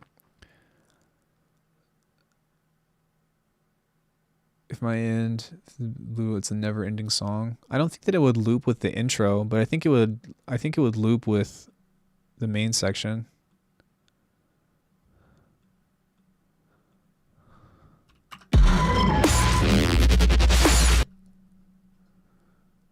I don't know. Let's find out.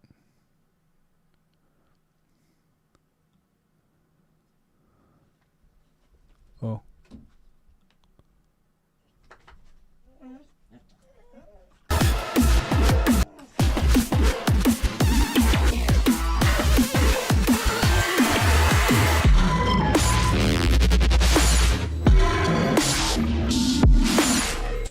Yeah. I mean, it's not the best, but it's not the worst either. What are you guys whining about? Nobody's here. I think sample pack potluck with some format as this would work really well. Well, that's definitely a challenge that we can do. And then we can also do the break a bar, add a bar. I guess we'll call it that. When do we want to start the next challenge?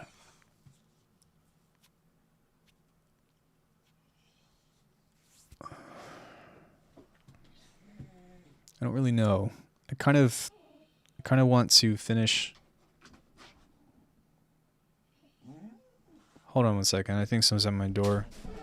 What a day. Phone call, door. Shit.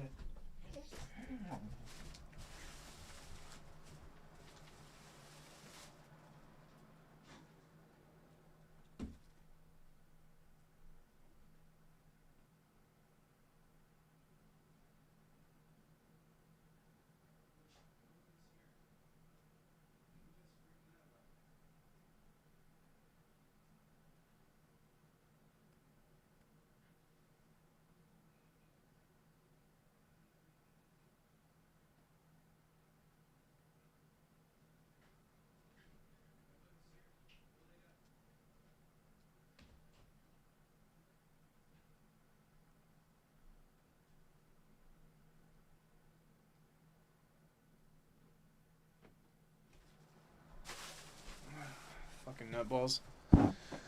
2 months from now, something like that. Yeah, maybe summertime. I think summertime would be a good idea. Like June. Maybe July. That could be cool. I'm kind of like ready to take a little bit of a break from like a challenge or something though.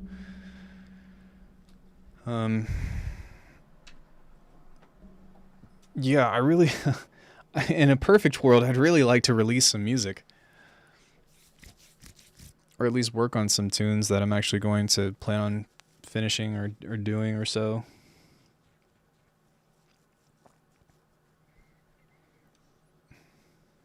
Sounds good.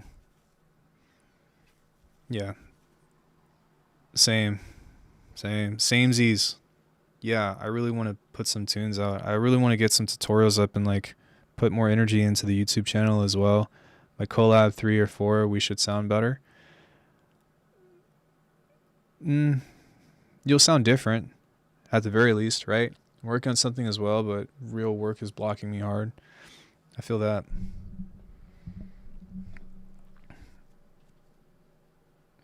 I feel that, broda.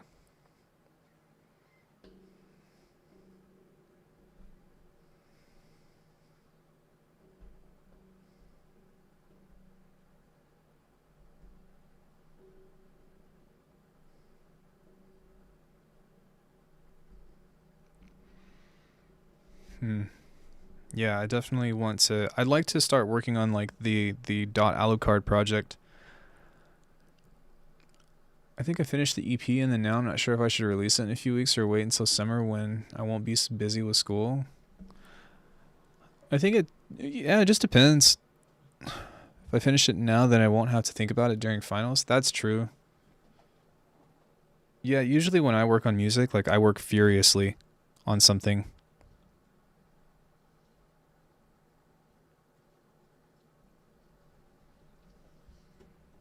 The problem is not taking songs seriously. I release once a week or so, disposable music. Well, who cares? As long as you're having fun, right? It's basically done.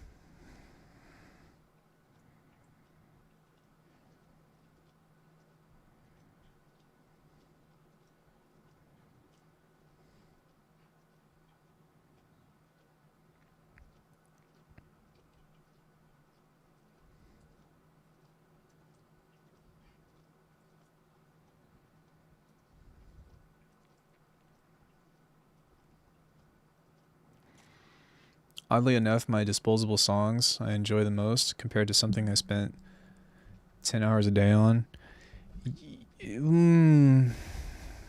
Mine's kind of both. I think I've released every few months. That's cool. I haven't put out a tune since last June. Like, done like an actual release for a tune. But every time I release an EP, I'm always like, all right, I want to get better. Or I want to do something better. I want to get better than I was before. And that kind of leads into a lot of like vicious cycles of going through beat block and coming out of beat block and all that stuff. I'm more close than I've ever been to making the music that I want to make, but there's still a lot of like answers and things that I'm wanting to figure out. And I keep getting way better at sound design too. Like the sound design that I'm doing this year, yeah, even compared to last year, is way different. It's kind of why I just want to release what I have and move on. Meaning EP or album. I haven't finished anything coherent since 2019. I think that like EPs and LPs and stuff are overrated anyways. Singles are fine. Unless if you have like a specific story that you want to tell, I would just focus on doing singles. There's nothing wrong with that. If you finish a tune, just put it out.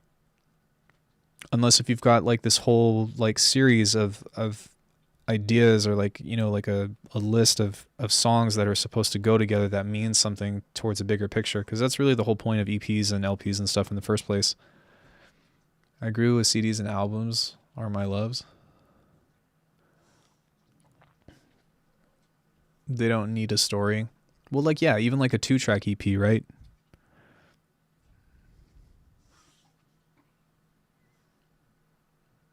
Most EPs are a collection of singles anyways. Yeah.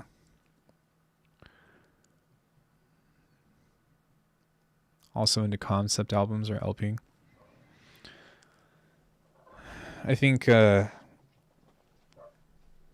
Frequent would be a great person to talk to about that. Well, even albums don't need a story. They usually have one though. They don't need one, but they usually end up having one because you have to title the album something.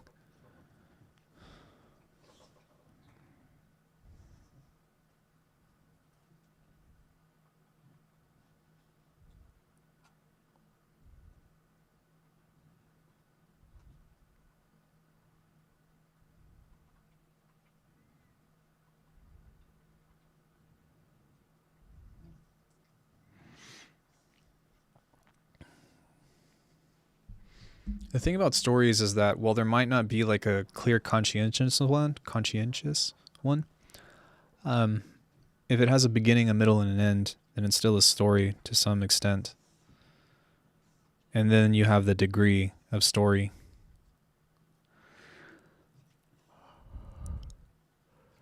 It's kind of that odd philosophy that everything always leads or always means something bigger. But what does it mean? Well, that's whatever you make it out to be. So, like,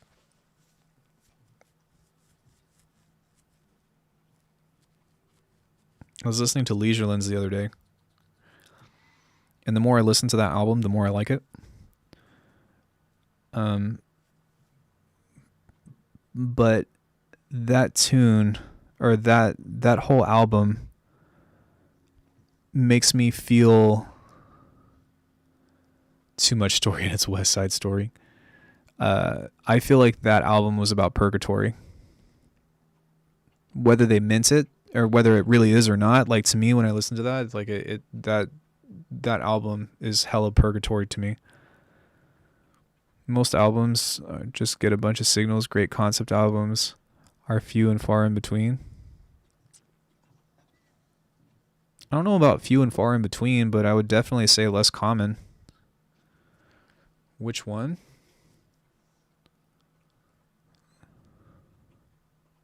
Leisurelands from Audica. Like if you listen to the whole thing and you listen to the bittersweet melancholy of the entire tune or like the entire album, it definitely to me is reminiscent of like something like that. I also like my songs to have an atmosphere too, usually horror based. I would have never thought of that, but that's interesting.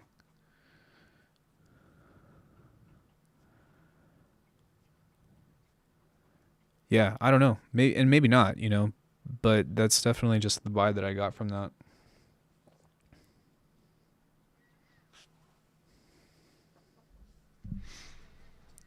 I have a hard time thinking of music as telling a story, but I like Audica's approach of making their albums fit one picture. Well, I mean, that's kind of what I latch onto personally because I don't make music out of melody and chord progressions anymore, right? So to me, like the storytelling aspect of it has to supplement the lack of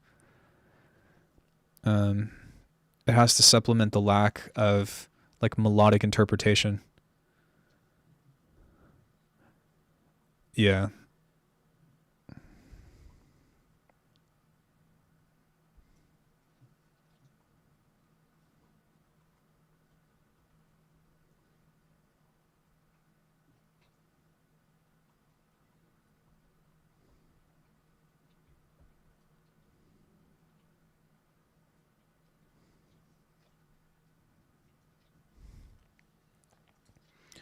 I think melody makes something feel even less story-like. I don't agree with that, but I'm interested to see why.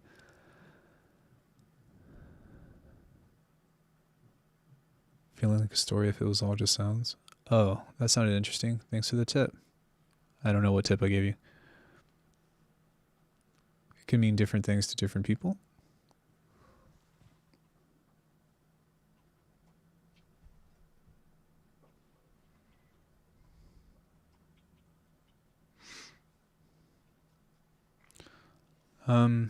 I think that storytelling through melody has been one of the most common ways to use that. Like I always look at Looney Tunes or Tom and Jerry, right?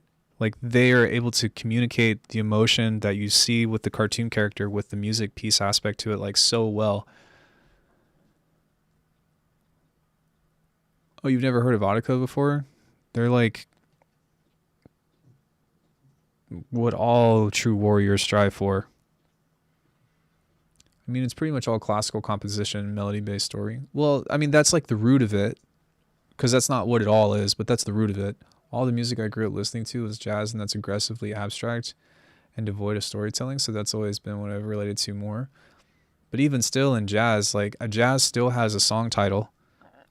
So it has some kind of, there's something about it. There's some kind of theme that it has. That's like I said, anything that has a beginning, middle, and end is in one way or another a story. That's just kind of like what constitutes, like that's what defines that, right?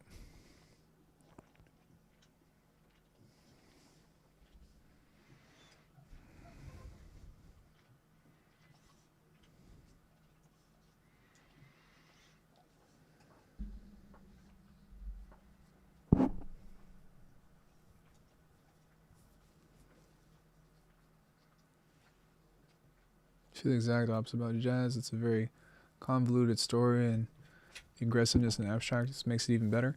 I've heard artists talk about that, and usually they say the song like was just something that sounded cool or a reference to another song or artist. I'm not talking about lounge jazz, which feels like corporate music for shops. I love lounge jazz though. To let the listener decide as it should feel. Sounds themselves communicate places and feelings. Telling a story is something we do even without thinking we are. Like the way Burial isn't just dark, but you can almost hear London in the background. I thought Burial was from the Netherlands.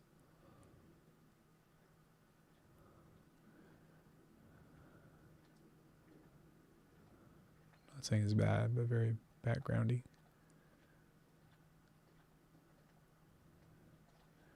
Chikora said he would just name tracks anything. Well, just because he says something doesn't mean that he's not telling us something else, right?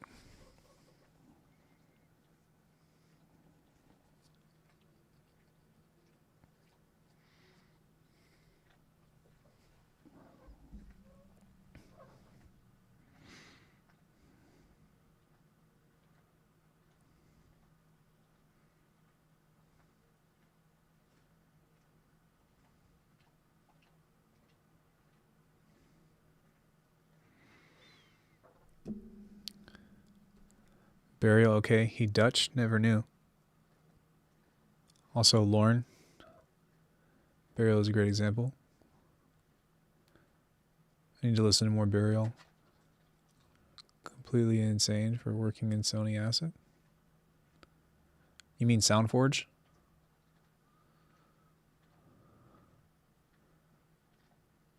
People put all this meaning on him. But he mentioned that his music is an ensemble for his sound design? Nah.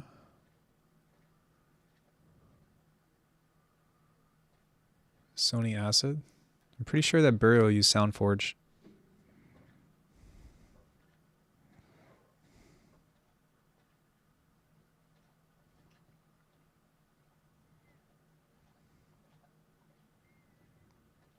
Yeah.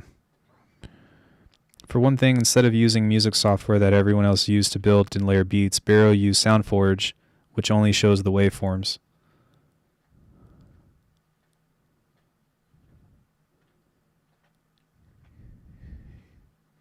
Can we put Portal on the collab? Burial is from London?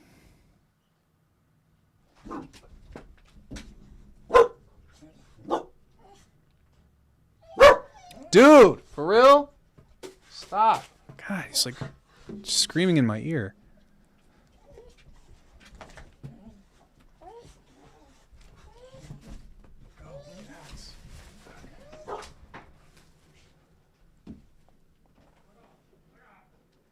God damn it.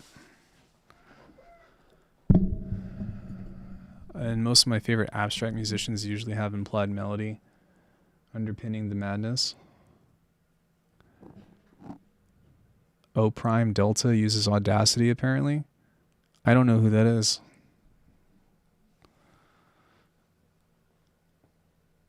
The problem, Avin, the problem with Portal though is that it's only gonna like do what is being fed to it at the time. So it'd almost be like just throwing Portal on one of these sections at a time. We would need something like, we would have to print this out and then put it in a granular synth or something to where it can scan through the waveform much faster.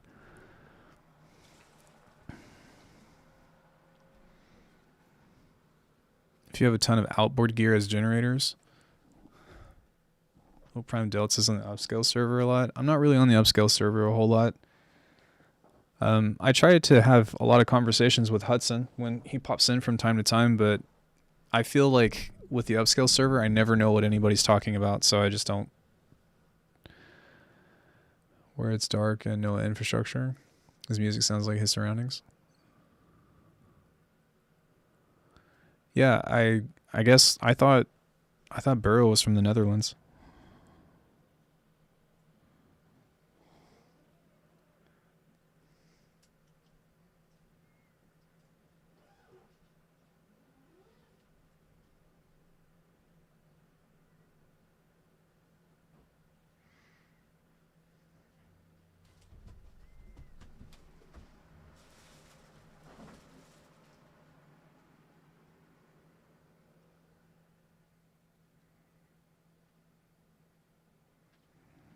Yeah, you're right.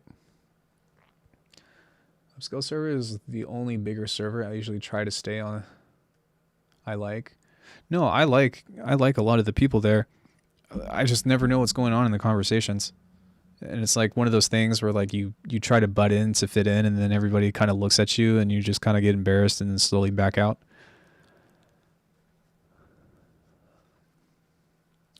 But yeah, there's tons of awesome people in that server. That's pretty much where all of like our favorite artists, well, not our, but a lot of my favorite artists kind of dwell.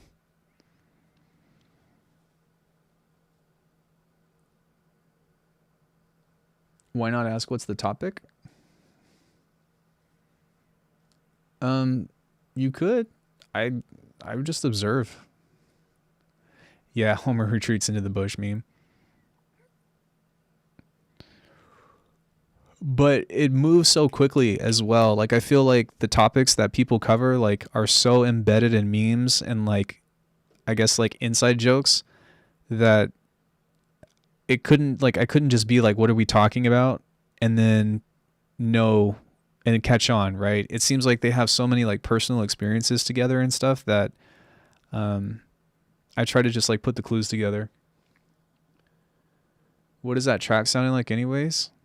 This track is done. I just put it on SoundCloud. This is the collab.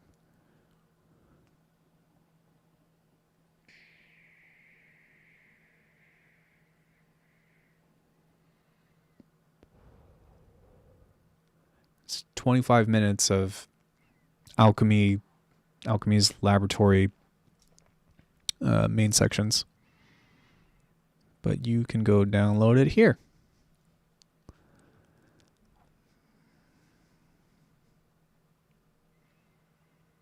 I looked at Alk streams a bit before actually chatting. Glad I'm interacting though. Yeah, me too. I mean, whether or not I've had people here talking, like I'd still probably do streaming just because of streaming.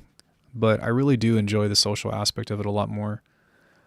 I got that too with the other server. I try to communicate with people. Like I end up having DMs with people who communicate some interesting things. Hopefully that's not like in a bad way. But if you're out of the loop, you definitely know when you're out of the loop. Most chats I don't really interact unless if I know the people somehow. Or maybe like if the topic is super interesting or whatever the person is doing is super interesting. If I know the people, sometimes I talk too much. Yeah, like I said, I always like having somebody to talk to though. It makes things, like I said I was going to go a long time ago and I'm still online. That happens a lot. Damn.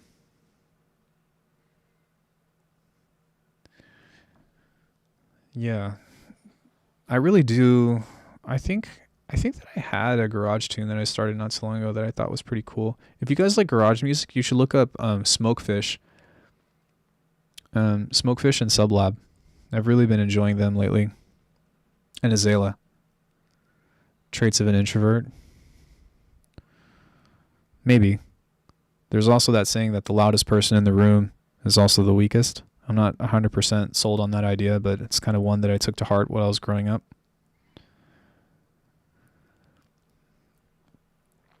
Back to the story idea, I think you can tell a literal story, and we also tell our personal story, like our whole persona, location, culture. UTC tells a story of us. I have a garage tune, maybe I'll share it in the Discord. Yeah, like I said, if you have a song and it's got a beginning, middle, and end, it's got a story of some sort, and you might not know what it is, and other people might not know what it is, and there might be that means of interpretation or what it's designed for, but like it still exists in itself.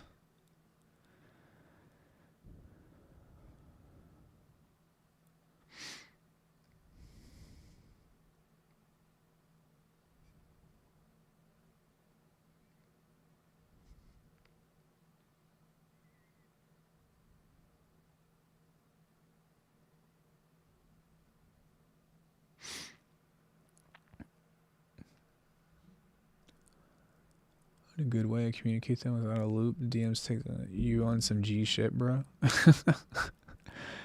My ex's mom said if a man is talking about his size, it's because he needs to. And this saying applies to many aspects of life.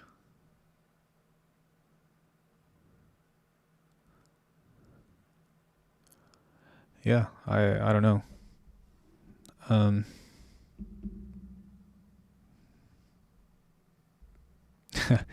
Tomorrow I'm making videos how to tell if you're an alpha male. Are you a beta or are you an alpha? Or are you an alpha, beta, omega male? Get the girl of your dreams. I'll give you all the advice you need. Oh man, I hate those fucking videos. They're so embarrassing. I want to elaborate, but don't. As a mod, I have to keep it PG.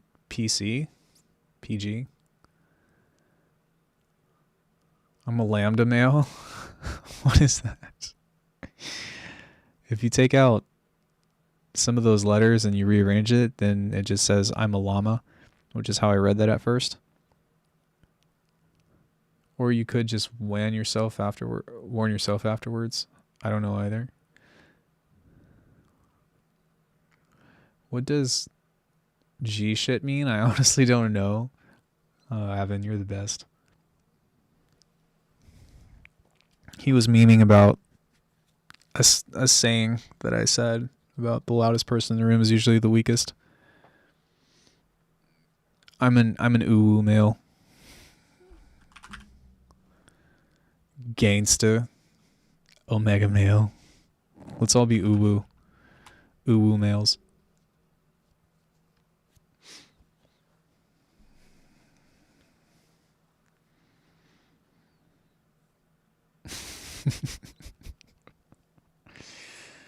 Oh man, what an age we live in.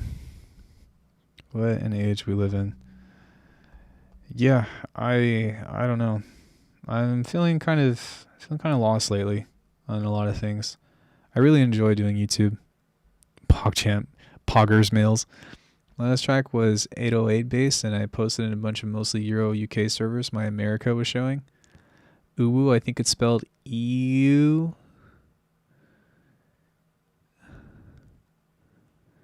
I think terms like beta male sounds like it's invented by a beta male.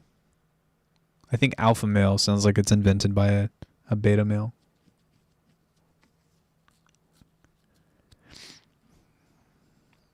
Disgusting.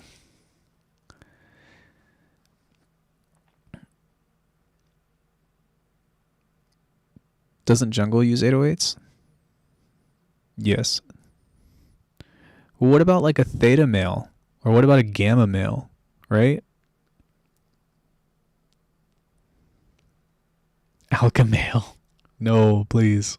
I don't want to be the forefront of that one. Just use a 10-0-10 kick drum. Shit. 5 head. I read that as shit. Jungle is mostly breaks. Yeah, but the basses in those are usually 808s. Like Tom 808s. Dum, dum, dum. Right? Not actual kick drum 808s.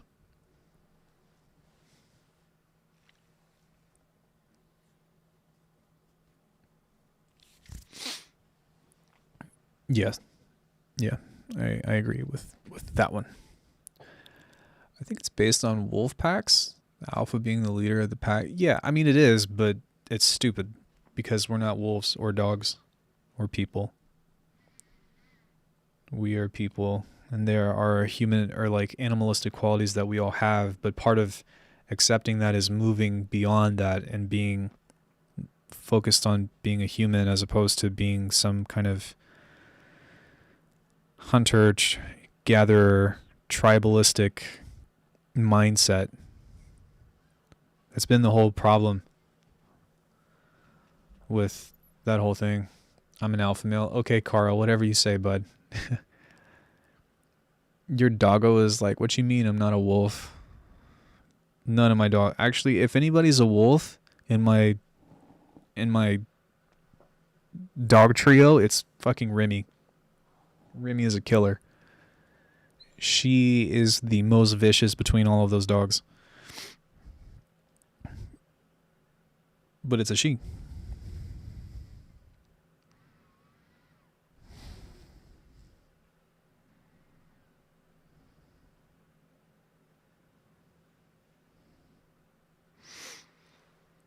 It's based on wolf packs, and there are papers which disprove the hierarchy thing. Yeah. I had a talk with a friend about destroying the power dynamic within a friendship or a relationship, and I thought that was a really interesting thing. I think that it's really easy to get into that kind of thing, but I also think that with enough conscious effort, you can do really well in removing a large portion of the power dynamic.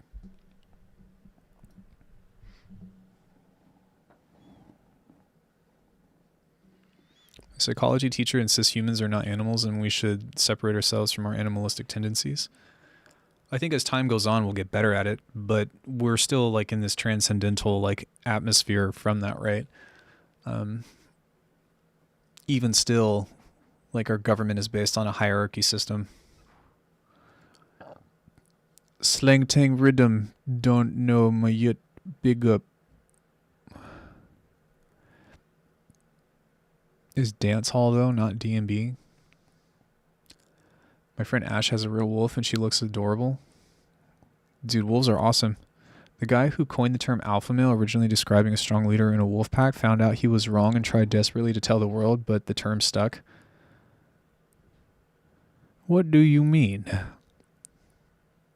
It's used in jungle a lot. I am lost in space. Aren't we all?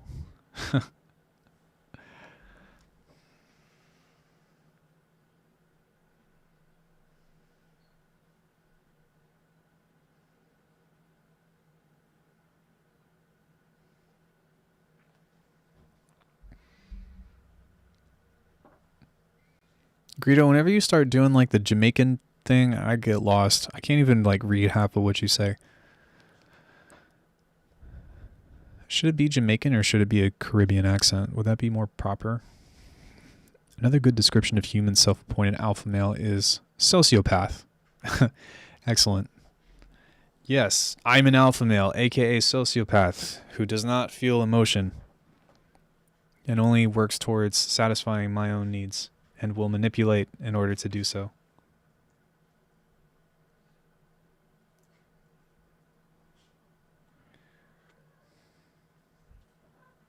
Posted this wolf pic in Discord. Is it wolfy? Also, the thing about alphas is that they're supposed to dominate everyone around them when in nature the exact opposite and they support everyone else, right?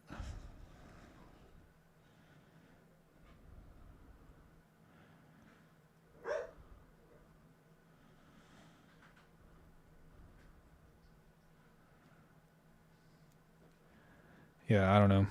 That's something. It's called Potois. We're responding according to Polynos. Is that where those vocal samples in jungle usually come from? We're dumber than animals sometimes? Or stockbroker?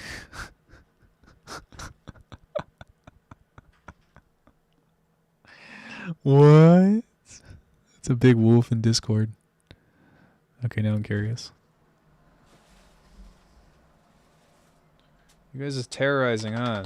Just barking all over the place, trying to command the house. You guys need to chill. Oh yeah, that's a big floof. She's cute though. Yeah, that's a cute little wolf from there. That's big floof. She's not a full breed though, right?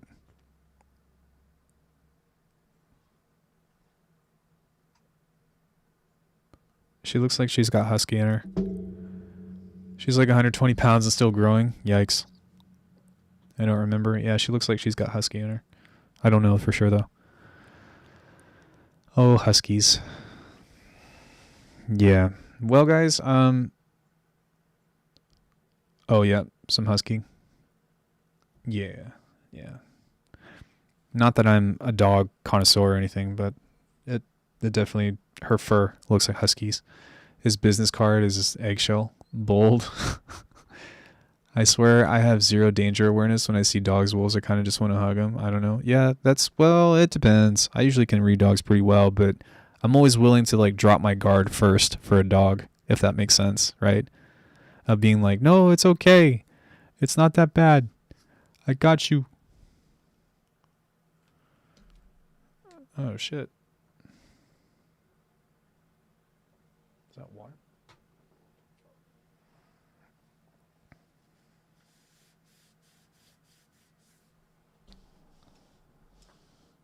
It is water. I think it's water. Huh. Yeah, same. Yeah.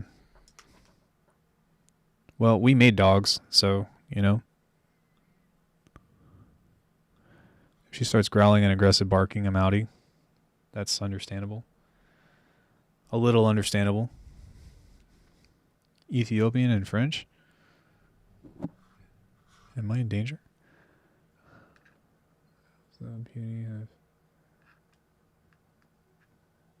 Wait, what? What are we talking about? Yeah. Right on, guys. All right. I think I'm going to head out for the day. I'm going to make some food. I'm going to feed my dogs, and then I am going to play some Borderlands. Gaming is not popular on my channel, so I'm not going to stream gaming. I might do some on another day or something. But much love to you all. And I think I'm going to head out and go say hi to another streamer, or, I don't know, have an awesome rest of your evening. Much love, everybody. I will see you later. You made dogs? Are you God? Well, what's God backwards? Oh, I'm leaving you on that. Bye.